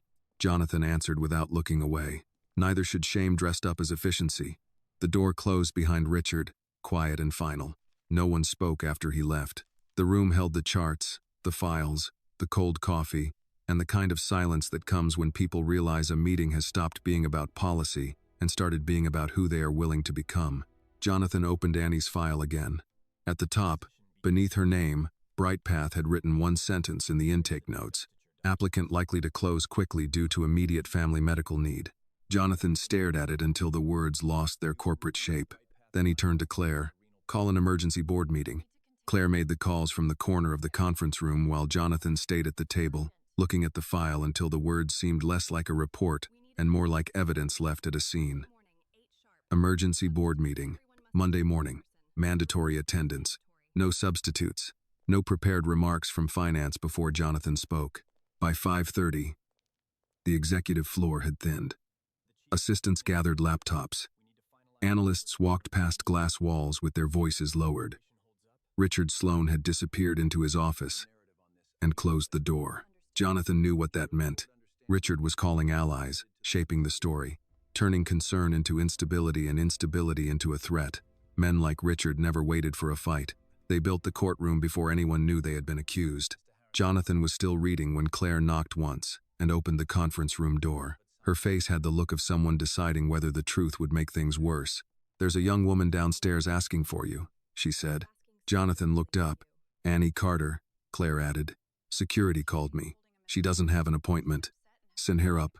Claire hesitated. She's upset. Send her up. A few minutes later, the elevator doors opened. Annie stepped out with her backpack over one shoulder and the 3 envelopes pressed under her arm. She had changed into jeans and a dark sweatshirt, but she looked no more rested than she had at 2 in the morning. If anything, daylight had made the exhaustion more visible. Her eyes were dry now, which was worse than tears. Tears meant something had room to move. Dry eyes meant it had been locked down. Claire led her to the conference room, then started to step inside with her. Annie stopped. "I need to talk to him alone." Claire looked to Jonathan. "It's all right," he said. Claire left them and closed the door. For a moment, Annie stood without speaking. She looked around the room. The long table, the screen on the wall, the leather chairs, the untouched bottles of water, the skyline beyond the glass. Jonathan watched her take in the clean quiet of the place. The room did not smell like bleach or coffee burned too long. No one was coughing behind a curtain. No one was asking for a partial payment to keep a mother's account in good standing. That was the insult of rooms like this. They made consequences feel far away. "You work here?" she asked. "Yes. Healthcare technology," she said. "That's what you called it." "It is what I do." "That wasn't what I asked." Jonathan accepted it. "I founded Whitmore MedTech Group." Annie's face did not change at first. She had suspected money, power, influence. But suspicion and confirmation are different wounds. Her fingers tightened around the envelopes. "Whitmore," she said. "As in the name on the hospital wing?" "Yes." "As in the company that owns BrightPath?" Jonathan did not look away. "Yes." There it was. The straight line between the hallway, the cafeteria, her mother's hospital bed, Mason Reed's phone call, and this glass room. Annie let out one breath, short and bitter. "You knew. Not when I met you. But you know now." "Yes." She nodded slowly, as if filing that answer somewhere she could reach later if she needed to be angry again. Then she walked to the table and began removing things from her backpack. She did it carefully, one item at a time, as if each one deserved to be seen. First, the 3 college letters: Harvard, Stanford, MIT. She laid them in a row. Then the BrightPath contract, folded at the signature page. Then the hospital payment notice from patient accounts. Then a plastic hospital bracelet with Evelyn Carter's name printed in black. Jonathan stood, but Annie raised one hand. "No, sit." The command came out quiet. He sat. Annie looked at the papers on the table. "This is what your innovation costs." Jonathan did not answer. He knew better than to rescue himself with language. She tapped the college letters first. "These are what everyone tells me I earned. Teachers, counselors, church ladies, people who cried at graduation, like they had already seen me leave. They all said the same thing. Annie, you made it. Annie, this is your way out. Annie, don't look back." Her hand moved to the hospital bill. "This is what was waiting when I looked back. Then the contract. And this is what your company offered me so I would stop being expensive to my own life." Jonathan's throat tightened. "Annie, no." She looked at him then. "Don't say my name like you're trying to make this personal in a softer way. It is personal. It has been personal for me since the first time my mother skipped a pill and told me she forgot. Since the first time a billing clerk told me they understood while printing another balance. Since Mason Reed said my mother didn't have the luxury of waiting." Jonathan's jaw moved, but he said nothing. "He offered $20,000 now," Annie said. "Added a confidentiality clause. Full rights. No royalties. No credit. 10 years where I can't build anything like my own idea. $20,000. To disappear politely." Jonathan's eyes dropped to the contract. "I know." "You know?" Annie gave a small laugh. "Of course you know. That's the part I keep forgetting. Men like Mason don't invent this kind of thing by themselves. They work inside buildings like this. For men like you, using words like opportunity." The words struck, but he let them. She had earned the right to spend them any way she needed. "I wanted to help you," he said. Annie leaned both hands on the table. "You wanted to pay the bill." "Yes, that would help. I'm not too proud to know that." Her voice shook once, then steadied. "But I didn't come here for a check." "Why did you come?" "Because if I sign this tonight, you'll still sleep in a building with your name on it. If I don't sign it, my mother might be the one who pays first. I needed you to see that. Not in a file, not in a memo. Here." She pushed the hospital bracelet toward him. It stopped near his hand. "My mother's name," Annie said. "Not patient responsibility, not renal account, not unpaid balance. Evelyn Carter. She worked laundry for 16 years. She cleaned sheets for people who had better insurance than she did. She told me every sick person deserved something clean to lie on. Annie swallowed. Now she's lying upstairs worried she's going to become the reason I sell myself cheap. Jonathan picked up the bracelet. It was light. That almost angered him. Something carrying that much fear should have weighed more. I read the contracts, he said, not just yours. And you're right. Annie looked almost disappointed. Maybe she had expected denial. Denial would have given her something to fight. Jonathan continued. Bright path targeted urgency. Medical debt. Tuition deadlines. Eviction notices. Family emergencies. The model priced leverage. Not just products. I saw the intake notes on you. What did they say? He hesitated. What did they say? Immediate family medical need. Likely to close quickly. Annie closed her eyes. Her face did not collapse. It hardened. They wrote that down? Yes. Like it was a coupon. Jonathan said nothing. She turned toward the window and looked down at the city. When I was little, my mother used to bring me downtown once a year to look at the big buildings. She'd point up and say, "Baby, don't be scared of tall places. Somebody has to work in them." Annie looked back at him. She never told me the tall places might be scared of people like us walking in with the truth. Jonathan stood slowly. I called an emergency board meeting. For what? To change Brightpath. To review every contract like yours. To change renal pricing for community hospitals. To address the warehouse labor policies. That sounds like a speech. It's not. It sounds like something a man says before lawyers make it smaller. Jonathan took the hit, then hold me to it. Annie's eyes narrowed. How? Come to the meeting. She almost laughed again. Your board doesn't want to hear from me. That's why they should. I'm not your sad story. No. I'm not walking in there so they can look guilty and then vote the way they already planned. No. I'm not letting you use me to prove you have a heart. Jonathan looked at the papers between them. You would not be there for me. You would be there because every number they will argue over has lived in your house. That stopped her. He said, I can bring files, charts, pricing models, labor reports. Richard will bring risk projections and shareholder language. They'll understand all of it because it asks nothing of them except opinion. But you can tell them what their words do when they leave this room. Annie looked at her mother's bracelet near his hand. And if they don't care, then at least they won't be able to say they didn't know. She was quiet for a long time. Outside, the city moved below them, traffic lights changing for people who had no idea that one tired girl was deciding whether to stand before a boardroom that had never made room for her. Finally, Annie gathered the college letters but left the contract, the hospital notice, and the bracelet on the table. Keep those, she said. Jonathan looked down. Are you sure? No. She put the envelopes against her chest. But I'm sure they don't belong hidden in my backpack anymore. At the door, she stopped. Mr. Whitmore. It was the first time she had used his full name like that. Not with respect, with weight. Yes? If I come, I'm not asking them to save me. I know. I'm asking them to stop making girls like me choose what part of themselves to bury first. Jonathan nodded once. After she left, he remained standing beside the table. The contract waited under the lights. The hospital notice lay beside it. Evelyn Carter's bracelet curved around nothing. Claire came in quietly a minute later. Is she coming? Jonathan looked at the empty doorway. I think so, he said. Claire glanced at the papers. And if the board refuses? Jonathan touched the bracelet with 2 fingers.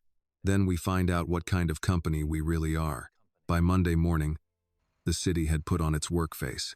Detroit moved under a low gray sky, buses breathing at curbs, coffee shops filling with men in union jackets and women carrying tote bags and lunch containers, all of them stepping into another week because bills did not pause for conscience. On the 27th floor of Whitmore MedTech, the boardroom had been prepared before sunrise. Water bottles stood at each seat. Tablets had been loaded with financial packets. A tray of untouched pastries sat near the wall. Claire had tried to remove it, but Jonathan told her to leave it there.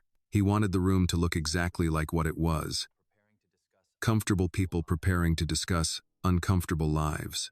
Richard Sloan arrived first, which did not surprise anyone. He wore a charcoal suit and the calm expression of a man who had spent the weekend turning facts into risk language. He greeted Claire by name, nodded to the general counsel, and placed a thin folder at his seat. not thick. That was the message. Richard wanted the board to believe this was small. Jonathan arrived 5 minutes later carrying no briefcase.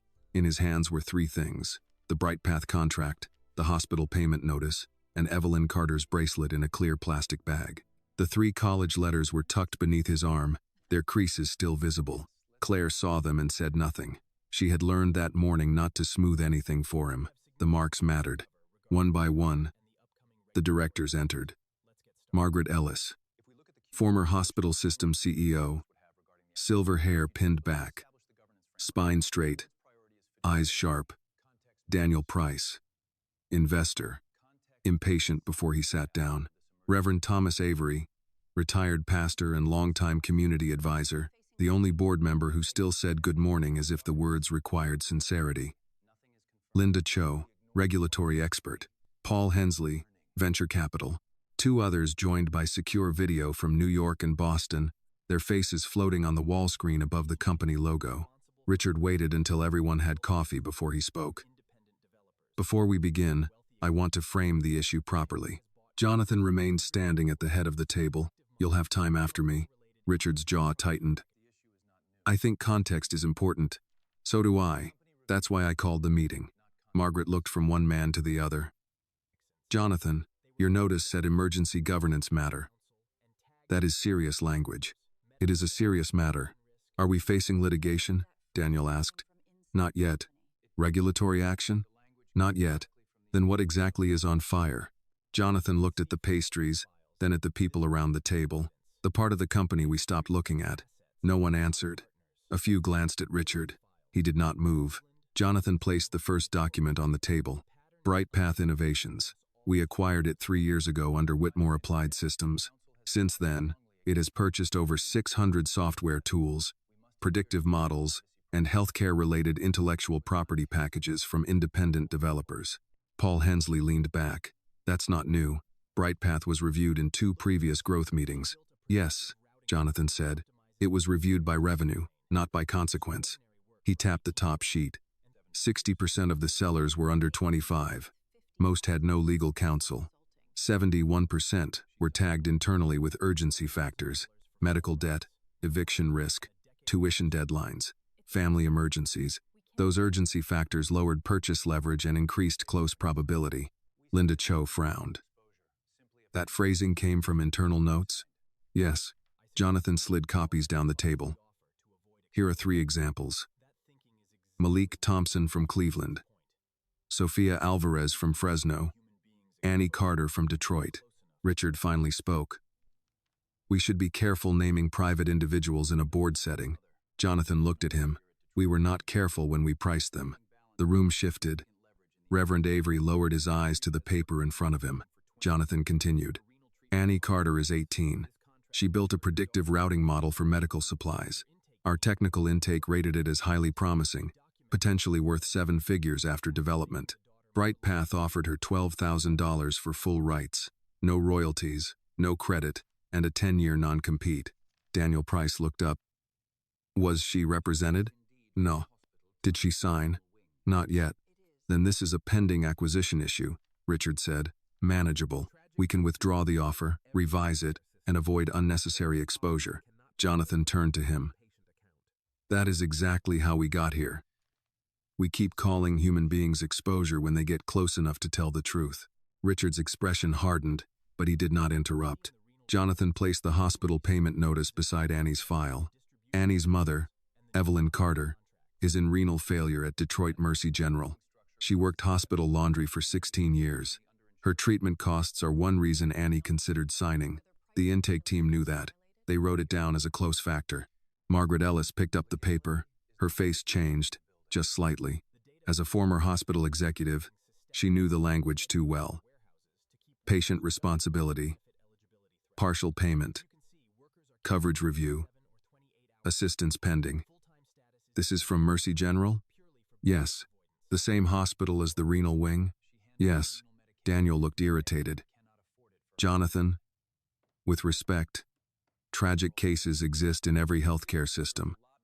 We cannot make corporate policy based on one patient account. Jonathan placed Evelyn's bracelet on the table. It made almost no sound. This is not one patient account. He touched the next stack. Renal pricing. Over the last 3 years, our high-margin renal segment has increased revenue through distribution controls, hospital contracts, and medication pricing structures that place the heaviest burden on community hospitals and underinsured patients. Linda Cho raised a hand.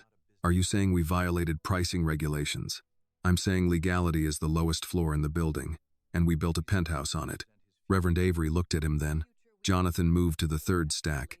Distribution labor. At our pharmaceutical warehouses, most workers are scheduled 27 to 28 hours weekly. Requests for full-time hours are routinely denied or delayed. Benefit eligibility is avoided by design.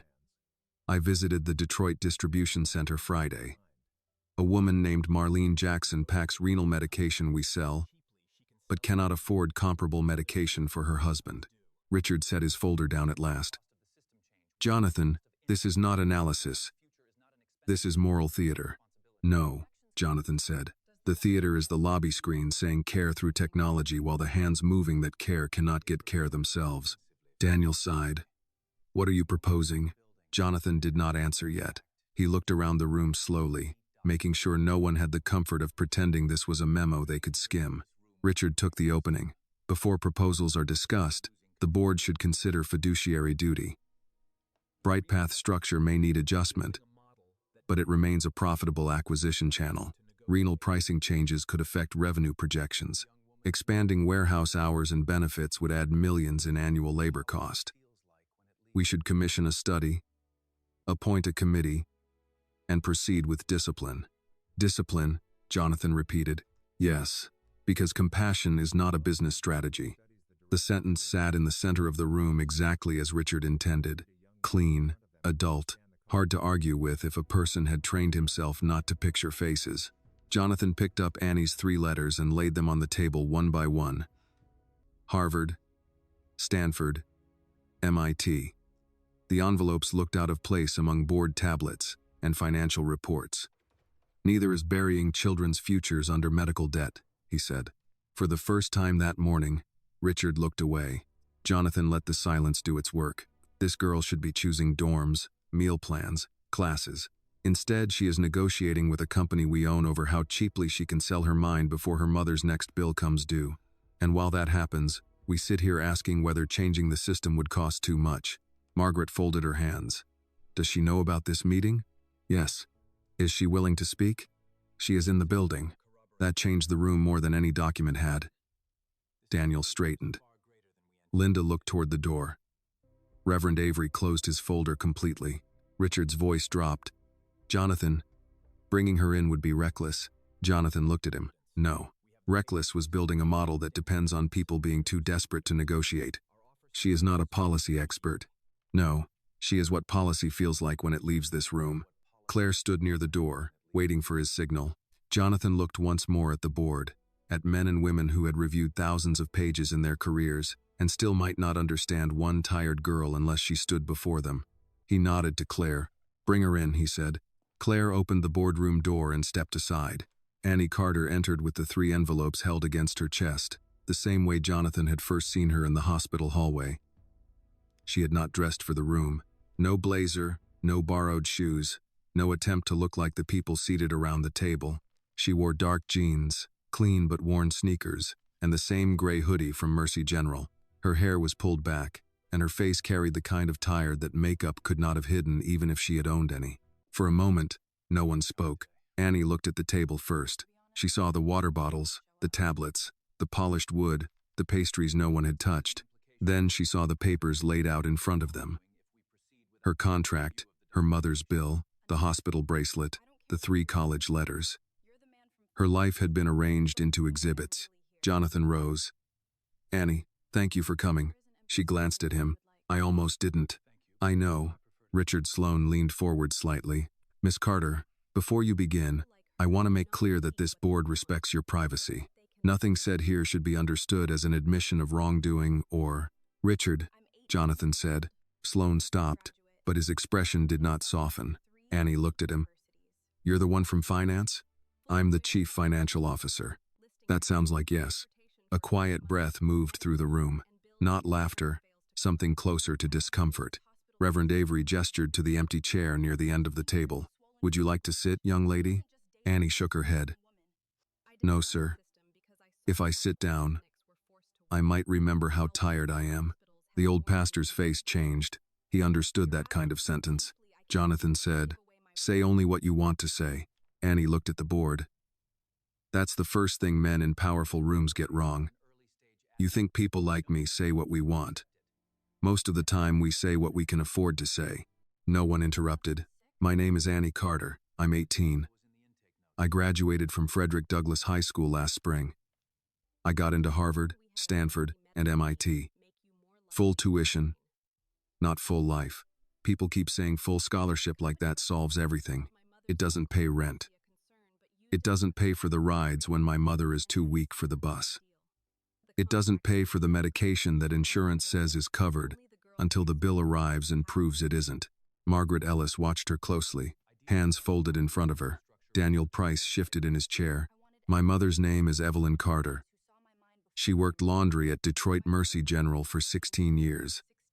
She washed sheets for patients whose families never knew her name. She came home smelling like bleach and told me honest work leaves a smell on you. When her kidneys started failing, she kept working until her feet swelled so bad she couldn't wear her shoes.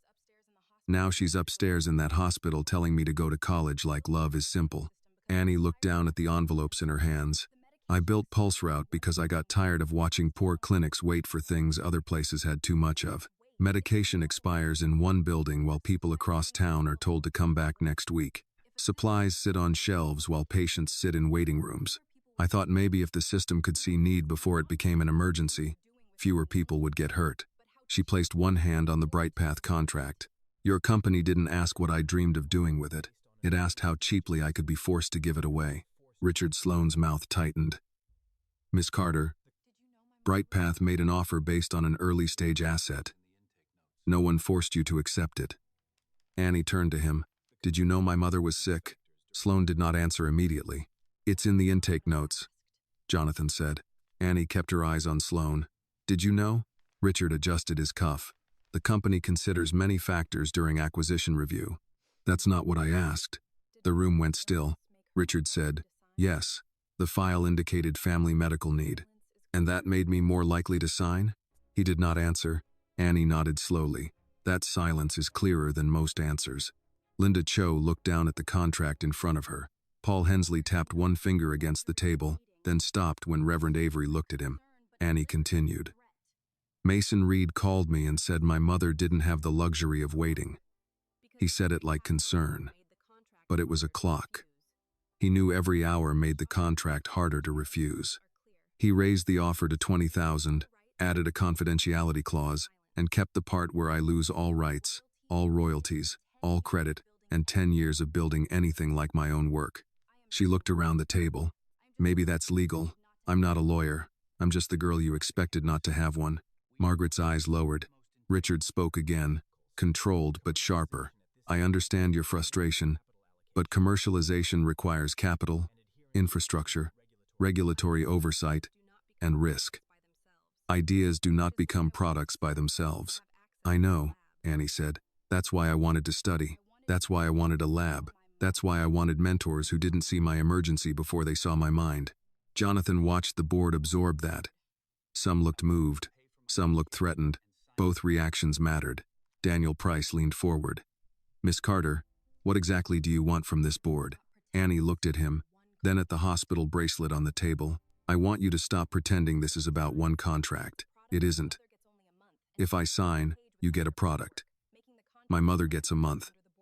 I get a cage with nicer paperwork. If I don't sign, maybe I keep my name on my work, but I still go back to a hospital where the bill waits longer than the doctor does." She paused, and for the first time her voice nearly broke. She swallowed it back. "I am not here for your pity. I am not here so Mr. Whitmore can feel like a good man. I am here because every number on your screen has a body attached to it. Sometimes that body is packing medicine in your warehouse. Sometimes it is lying in a hospital bed. Sometimes it is sitting in a hallway at 2 in the morning, holding college letters she may never use." Reverend Avery closed his eyes. Annie picked up the contract and held it where they could see it. "This is not opportunity. This is what desperation looks like after lawyers clean it up. Richard looked toward Jonathan. This is becoming inflammatory. Jonathan did not speak. Annie answered instead. No, sir. Inflammatory is when a person's kidneys fail because medicine costs too much. Inflammatory is when a girl has to calculate whether her mother can survive long enough for her to be smart the right way. Words are not the fire. They are just smoke. For the first time, Richard had no immediate reply. Jonathan stood then and turned to the board. I have more. Claire connected his tablet to the screen. The company logo disappeared, replaced by internal data, BrightPath seller demographics, purchase prices, projected valuations, urgency factors, non-compete terms, renal pricing increases, warehouse hour caps, denied full-time requests, benefit ineligibility. Jonathan spoke plainly. BrightPath disproportionately purchased from young, unrepresented developers under financial stress. Our renal pricing structure placed avoidable burden on community hospitals and underinsured patients. Our distribution centers kept workers below benefit thresholds by design. In some facilities, disciplinary flags show racial disparities significant enough to require independent review. Linda Cho sat forward. How significant? Claire answered.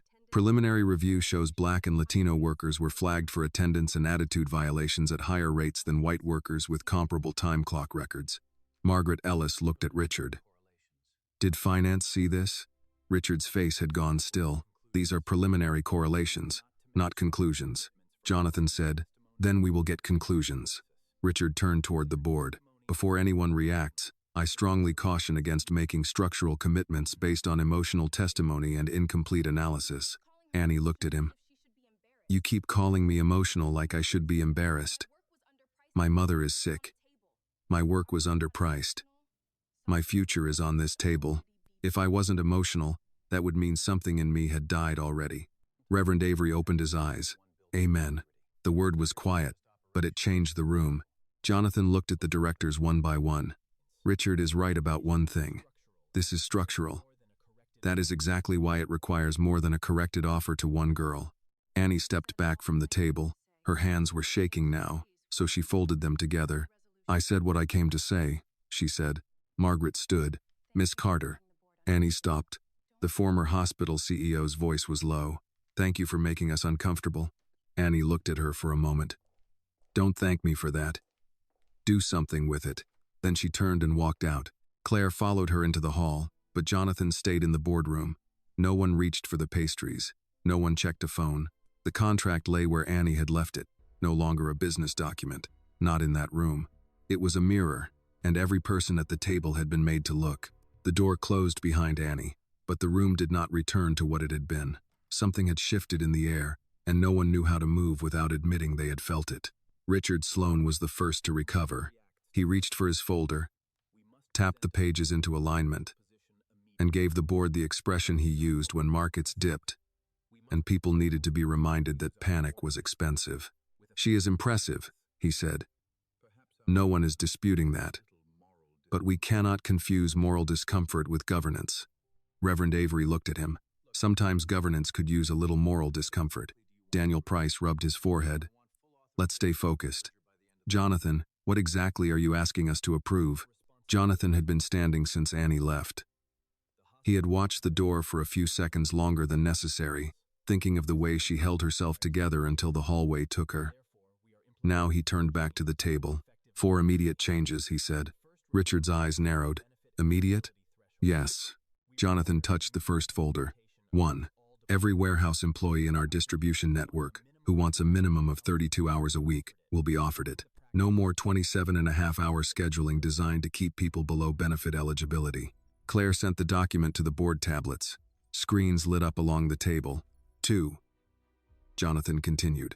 Minimum wage across all Whitmore distribution and warehouse operations increases to $21 an hour. Daniel sat back.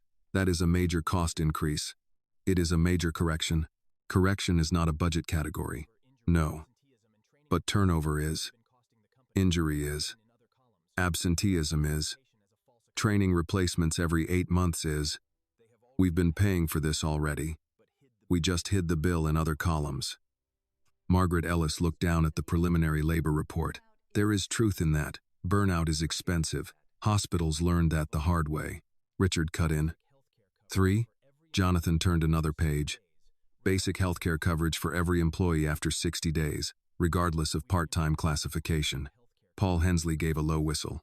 Regardless? Yes. That will raise expectations across every subsidiary. It should. And 4? Linda Cho asked. An employee support fund that covers childcare assistance, family medical leave support, and emergency hardship grants, plus an independent worker council with elected employee representatives from every major facility.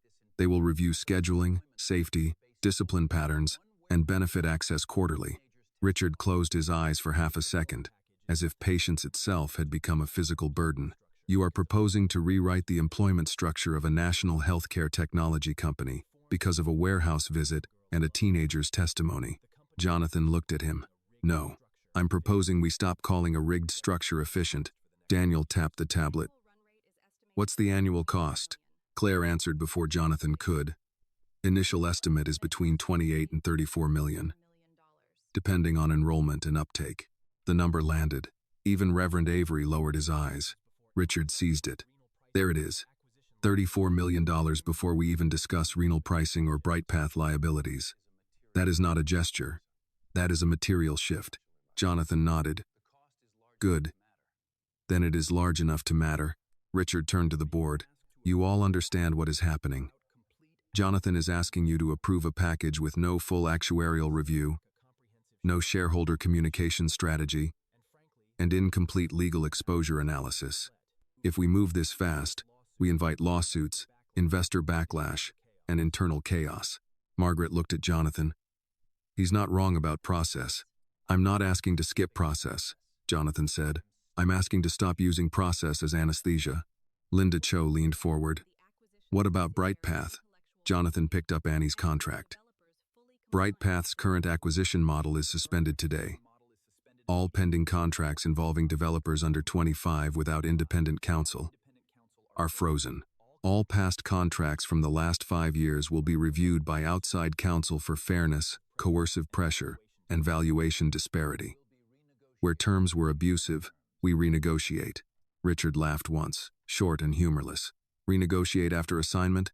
That is legally unnecessary. So was calling a sick mother an urgency factor.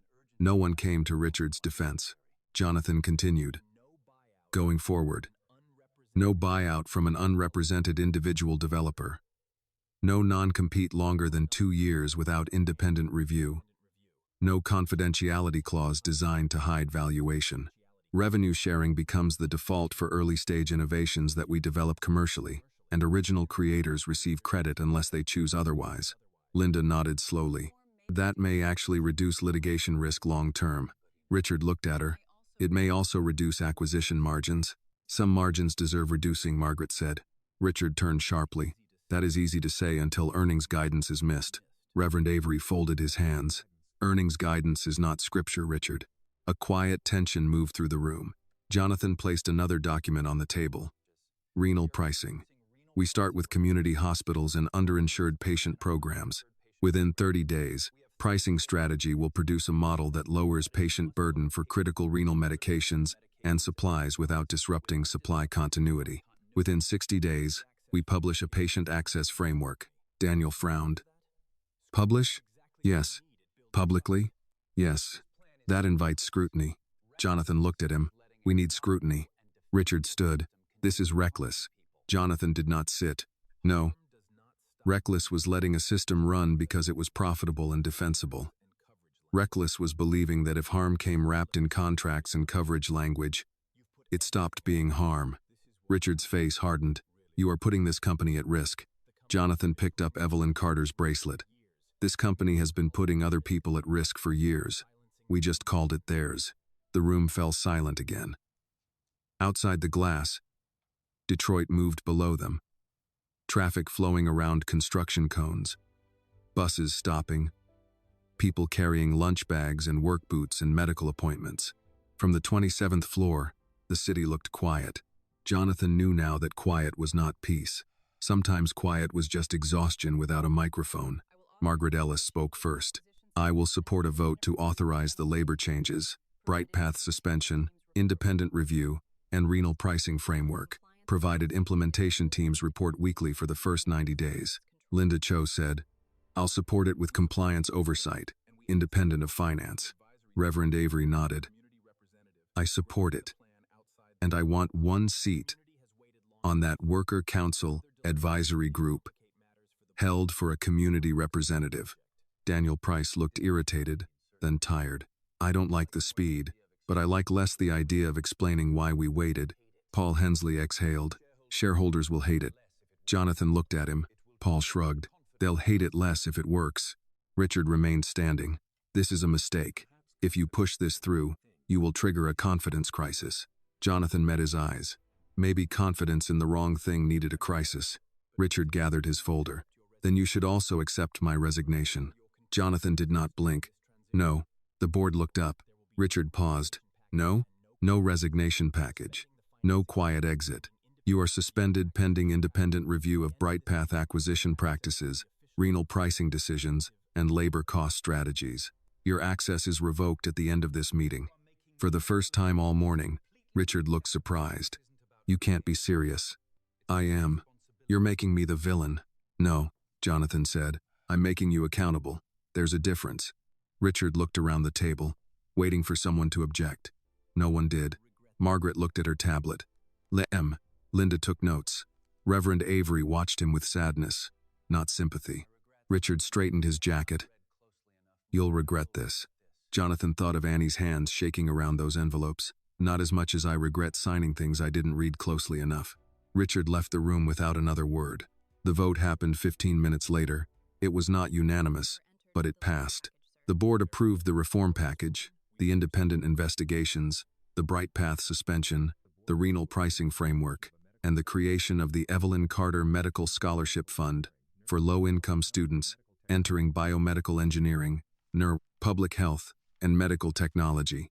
When the meeting ended, no one applauded. Applause would have been too easy. Claire stayed behind as the directors filed out. Annie is still downstairs, she said. She didn't leave. Jonathan looked at the contract on the table. Did she ask what happened? No. She said she'd wait. He nodded, gathering the 3 college envelopes carefully. Downstairs, Annie sat in the lobby near a window, back straight, hands folded around a paper coffee cup she had not touched. She stood when she saw him. Well, she asked. Jonathan stopped a few feet away. He did not smile. This was not a happy ending yet. The Bright Path contract is frozen. You will not sign it. Not that version. Not with those terms. Your mother's treatment will be moved into a reduced cost access program while the pricing review is completed. And if you choose to develop Pulse Route with us, you keep ownership, credit, counsel, and a fair revenue structure. Annie stared at him. That's a lot of words. Yes. What do they mean? They mean you don't have to sell yourself cheap to buy your mother time. Her face tightened. For a second, he thought she might cry. She did not. She looked down at the cup, then back at him. And the people in the warehouse? Jonathan felt the question like a test he deserved. 32 hours if they want them. $21 an hour. Healthcare after 60 days. Childcare and medical leave support. A worker council with real access. Annie nodded once, slowly. Good. That was all. No thank you. No smile for his conscience. Just one word, given not as gratitude, but as judgment passed for the moment. Jonathan accepted it. Annie picked up her backpack. I need to tell my mother. He handed her the 3 envelopes. You should take these. She held them carefully this time, not crushed against her chest, but flat in both hands. At the elevator, she turned back. Mr. Whitmore? Yes? Don't let them make it smaller after I leave. He thought of Richard, the board, the shareholders, the lawyers already preparing softer language. I won't. Annie looked at him for one more second, deciding whether to believe him. Then the elevator doors opened, and she stepped inside carrying the letters like something that might finally become real. By the time September came, the trees on campus had started to turn at the edges, not fully gold yet, but close enough to remind Annie Carter that the world could change slowly and still change. She stood beneath an old maple outside the biomedical engineering building with a backpack on one shoulder, a campus map folded in her hand, and 3 minutes before her first lecture. For most students crossing the lawn, it was just another Monday morning. They carried coffee, laptops, water bottles, earbuds, and the easy impatience of people late for something ordinary. Annie watched them for a moment and tried to teach her body that nothing was wrong. No monitor was beeping, no nurse was calling her name, no billing clerk was lowering her voice in a hallway. No contract waited in her backpack with a signature line sharp enough to cut off 10 years of her life. She looked down at the sleeve of her new university jacket. It still felt strange, wearing the name of a place she had once thought belonged to other people. Her mother had cried when the package came in the mail. Not loud crying. Evelyn Carter did not believe in wasting breath. She had held the jacket in both hands, rubbed the fabric between her fingers, and said, "Look at that. My baby got a school with weight on it." Annie had laughed. "Mama, it's just a jacket." "No, it is not. Poor people say just when they are scared to claim something." Now, standing on campus, Annie heard that sentence again and straightened. Her phone buzzed. A video call from home. She answered at once. Evelyn's face filled the screen, thinner than Annie wanted, but clearer than it had been in months. She was sitting near the kitchen window back in Detroit, wrapped in a blue cardigan, a cup of tea on the table beside her. Mrs. Wilkes could be heard somewhere off camera telling someone on the phone that no, she did not want a new internet plan, and yes, she knew how to hang up. "You made it to the building?" Evelyn asked. "I'm standing outside." "Why outside?" "I'm early." "Annie Carter, you are never early unless you are nervous." Annie smiled. "Maybe a little." "You eat?" "Yes." "What?" "A banana." "That is not breakfast. That is a warning." "Mama, I have class. And I have kidney disease. We both busy.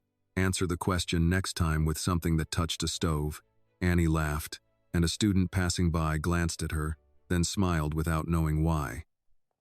Evelyn leaned closer to the screen. "You listen to me," she said. "You walk in there like you paid for your seat." "I didn't." "You paid plenty. Not with money, with nights, with fear, with every hour you stayed awake when children your age were supposed to be dreaming. Don't you dare sit small." Annie's throat tightened. "How are you feeling?" "Stable. That is the word Dr. Morrison likes. I like it too. Stable sounds like a chair that won't break." "You took your medication?" "Yes, ma'am," Evelyn said, giving the title back with a little grin. "And before you ask, Mrs. Wilkes is taking me to dialysis later." Calvin's mama brought soup, the kind with actual chicken in it, not the ghost of chicken. Annie looked toward the building doors. Students were going in now. Her life was moving, and for once, it was not moving away from her mother. "I'm tired," Annie admitted.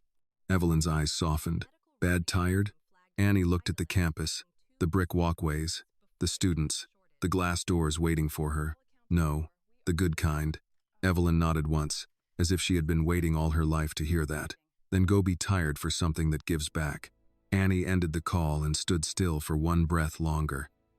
Then she walked into the building. Inside her backpack, beside a notebook and 2 used textbooks, was a folder for Pulse Route.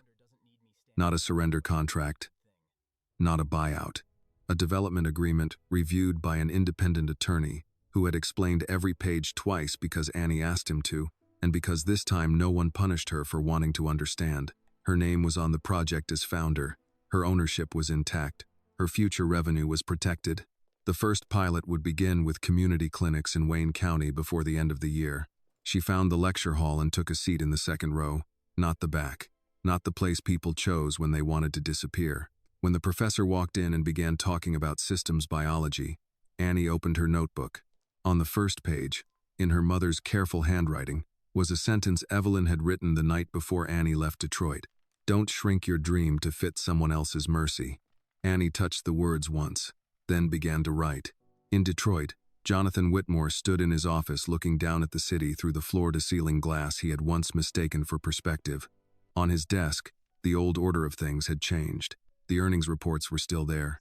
So were legal updates, implementation schedules, and letters from shareholders, some supportive, some angry enough to sound personally betrayed by the idea of warehouse workers receiving health care. But beside those reports lay a different stack. The first list of students awarded the Evelyn Carter Medical Scholarship. a wage implementation report from the distribution centers, the names of workers who had elected representatives to the new council, and a handwritten note from Marlene Jackson.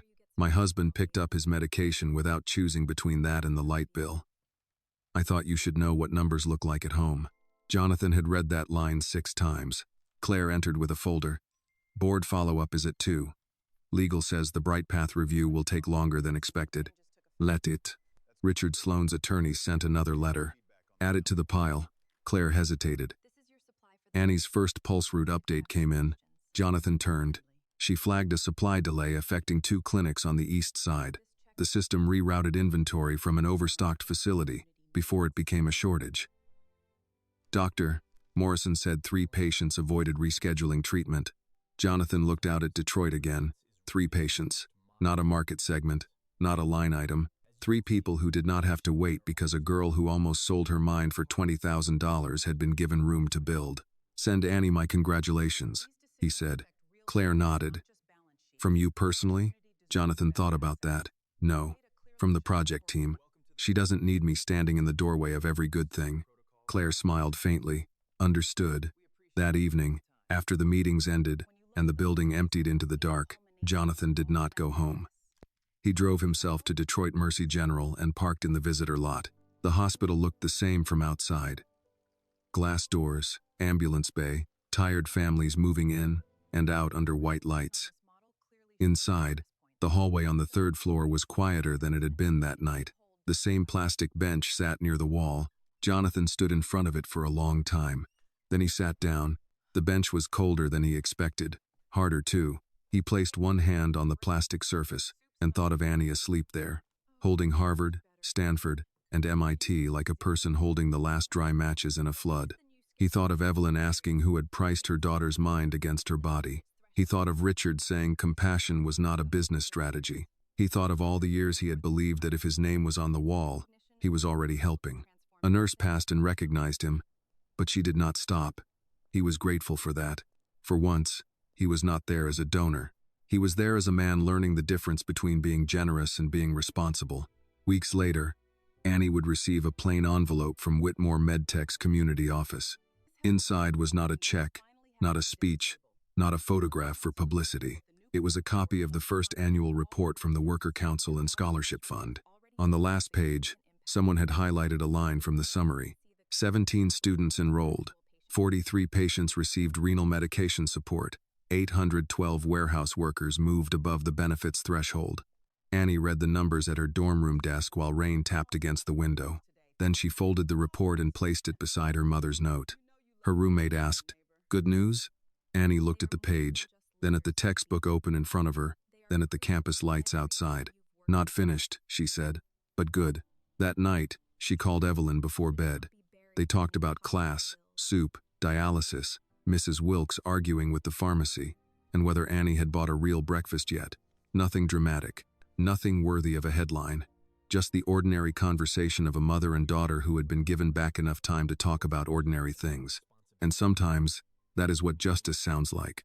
Not a speech, not applause, not a billionaire saving a girl, just a young woman turning a page in a college textbook while her mother sleeps safely 200 miles away, and a company finally learning that the value of medicine is not measured by how high the stock climbs, but by how many dreams no longer have to be buried beneath a hospital bill. The lesson of this story is that kindness is not enough when injustice is built into the system. A single check can help one person for a moment, but real compassion asks why that person was trapped in the first place.